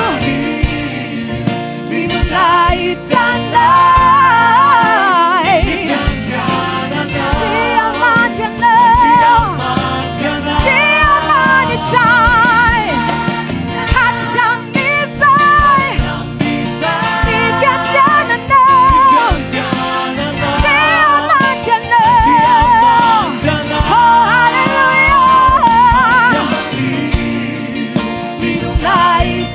ninonaitanay ny fiantsenanao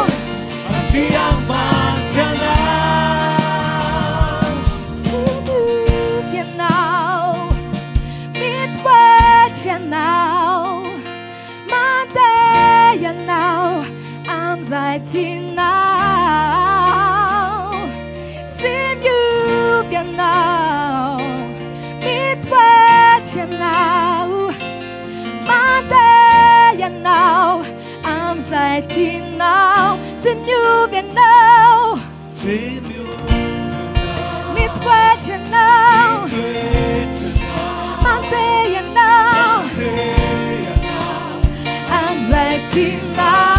Sinufianao, mitwetyanao, mandeyanao, amzaitinao. Sinufianao, mitwetyanao, mandeyanao, amzaitinao. Sinufianao, manjakesay Jesus.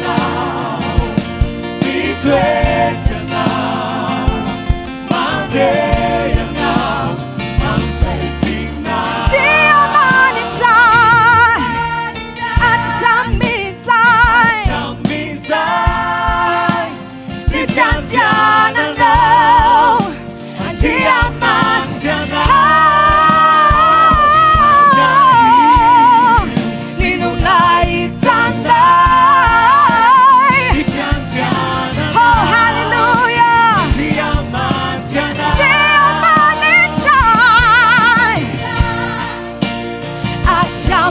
hatramizay ny fiantsenanao andriamanitranao ananio ninonaitanay ny fiantsenanao andriamanitranao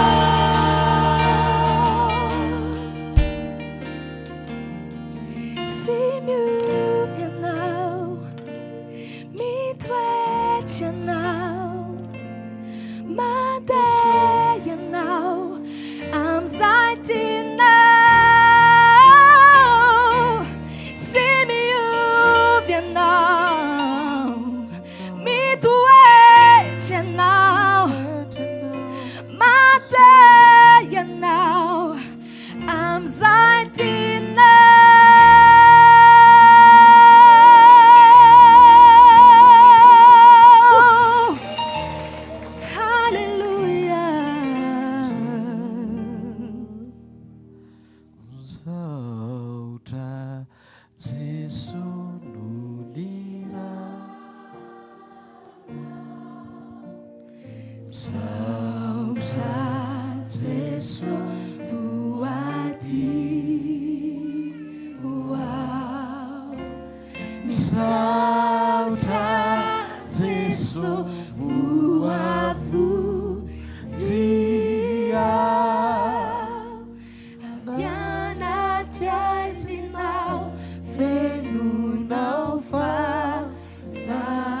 Saotra Jesosy, herintsika ihany. Saotra Jesosy, bonirana.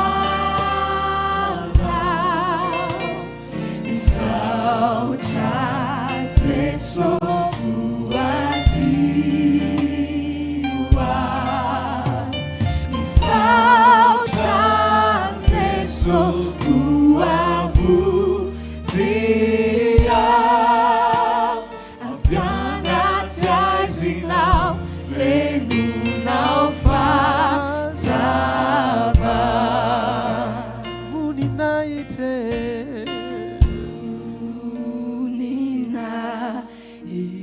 tsika rehetra nandratra nytanantsika any amin'ny lanitra ny hoe voninahitra any Jesosy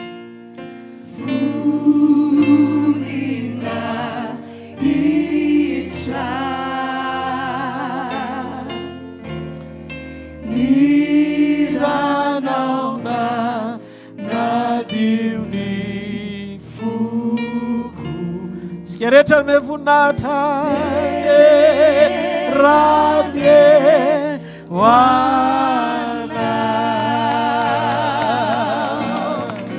Halleluja! Hitanareo ane Jehovah ka iaro anareo. Ampamirapiratra ny tavany aminareo ane Jehovah ka mindra fo aminareo. Anandratra ny tavany aminareo ane Jehovah ka amenareo fiadanana. Mandehana amin'ny anaran'i Jesosy. Tadidio fa tsy rery ianao. Misy teny Jesosy zay mahafinaritra aho izy hoe ary zay miaraka amiko izy izy. Zay naniraka ady eto amiko mandrakariva izy. Satria zaho izy manao zay sitrany. Ndana miaraka amin'ny fanatanterana amin'ny fankasitrahana. Atonga ny fonao iombona amin'Andriamanitra.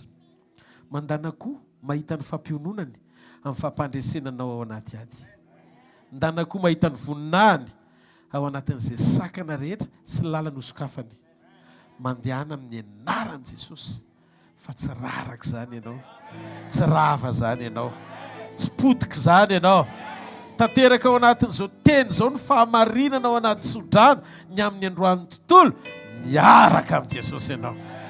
Indro aho izy izy ombanareo mandrakariva mba rapatonga ny fahataperan'izao tontolo zao amin'ny anaran'ny Ray sy Zanaka. Amen. Amen. Mamela alohan'izy rahantsika fahasoavana nadro ianao Jesosy zoky be fity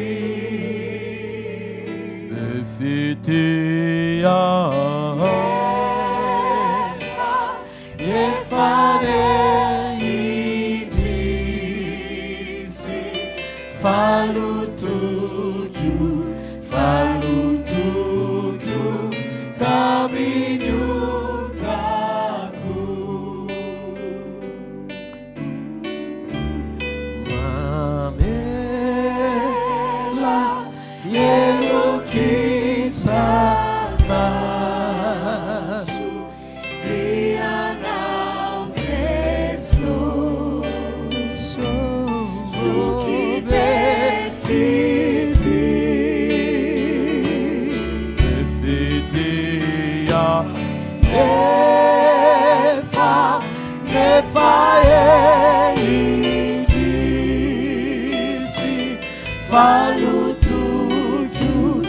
falutukyo taminyo taku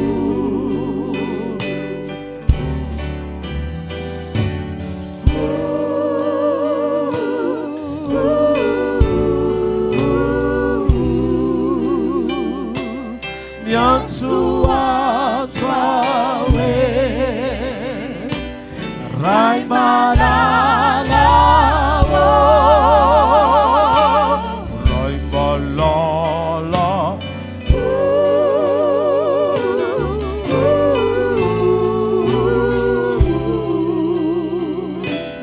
atsanganwa fefatutraka jereo masony akaikinao tianao Jesosy hoe eo aminao Jesosy a miaraka aminao Jesosy dia zareo ary fahasoavany fa fahasoavan'Andriamanitra amin'ny mato izao a fa fahasoavan'Andriamanitra mato izao anareo. Amen. Veloma tompoko amin'ny herinandro indray raha mbola tsy tonga izy.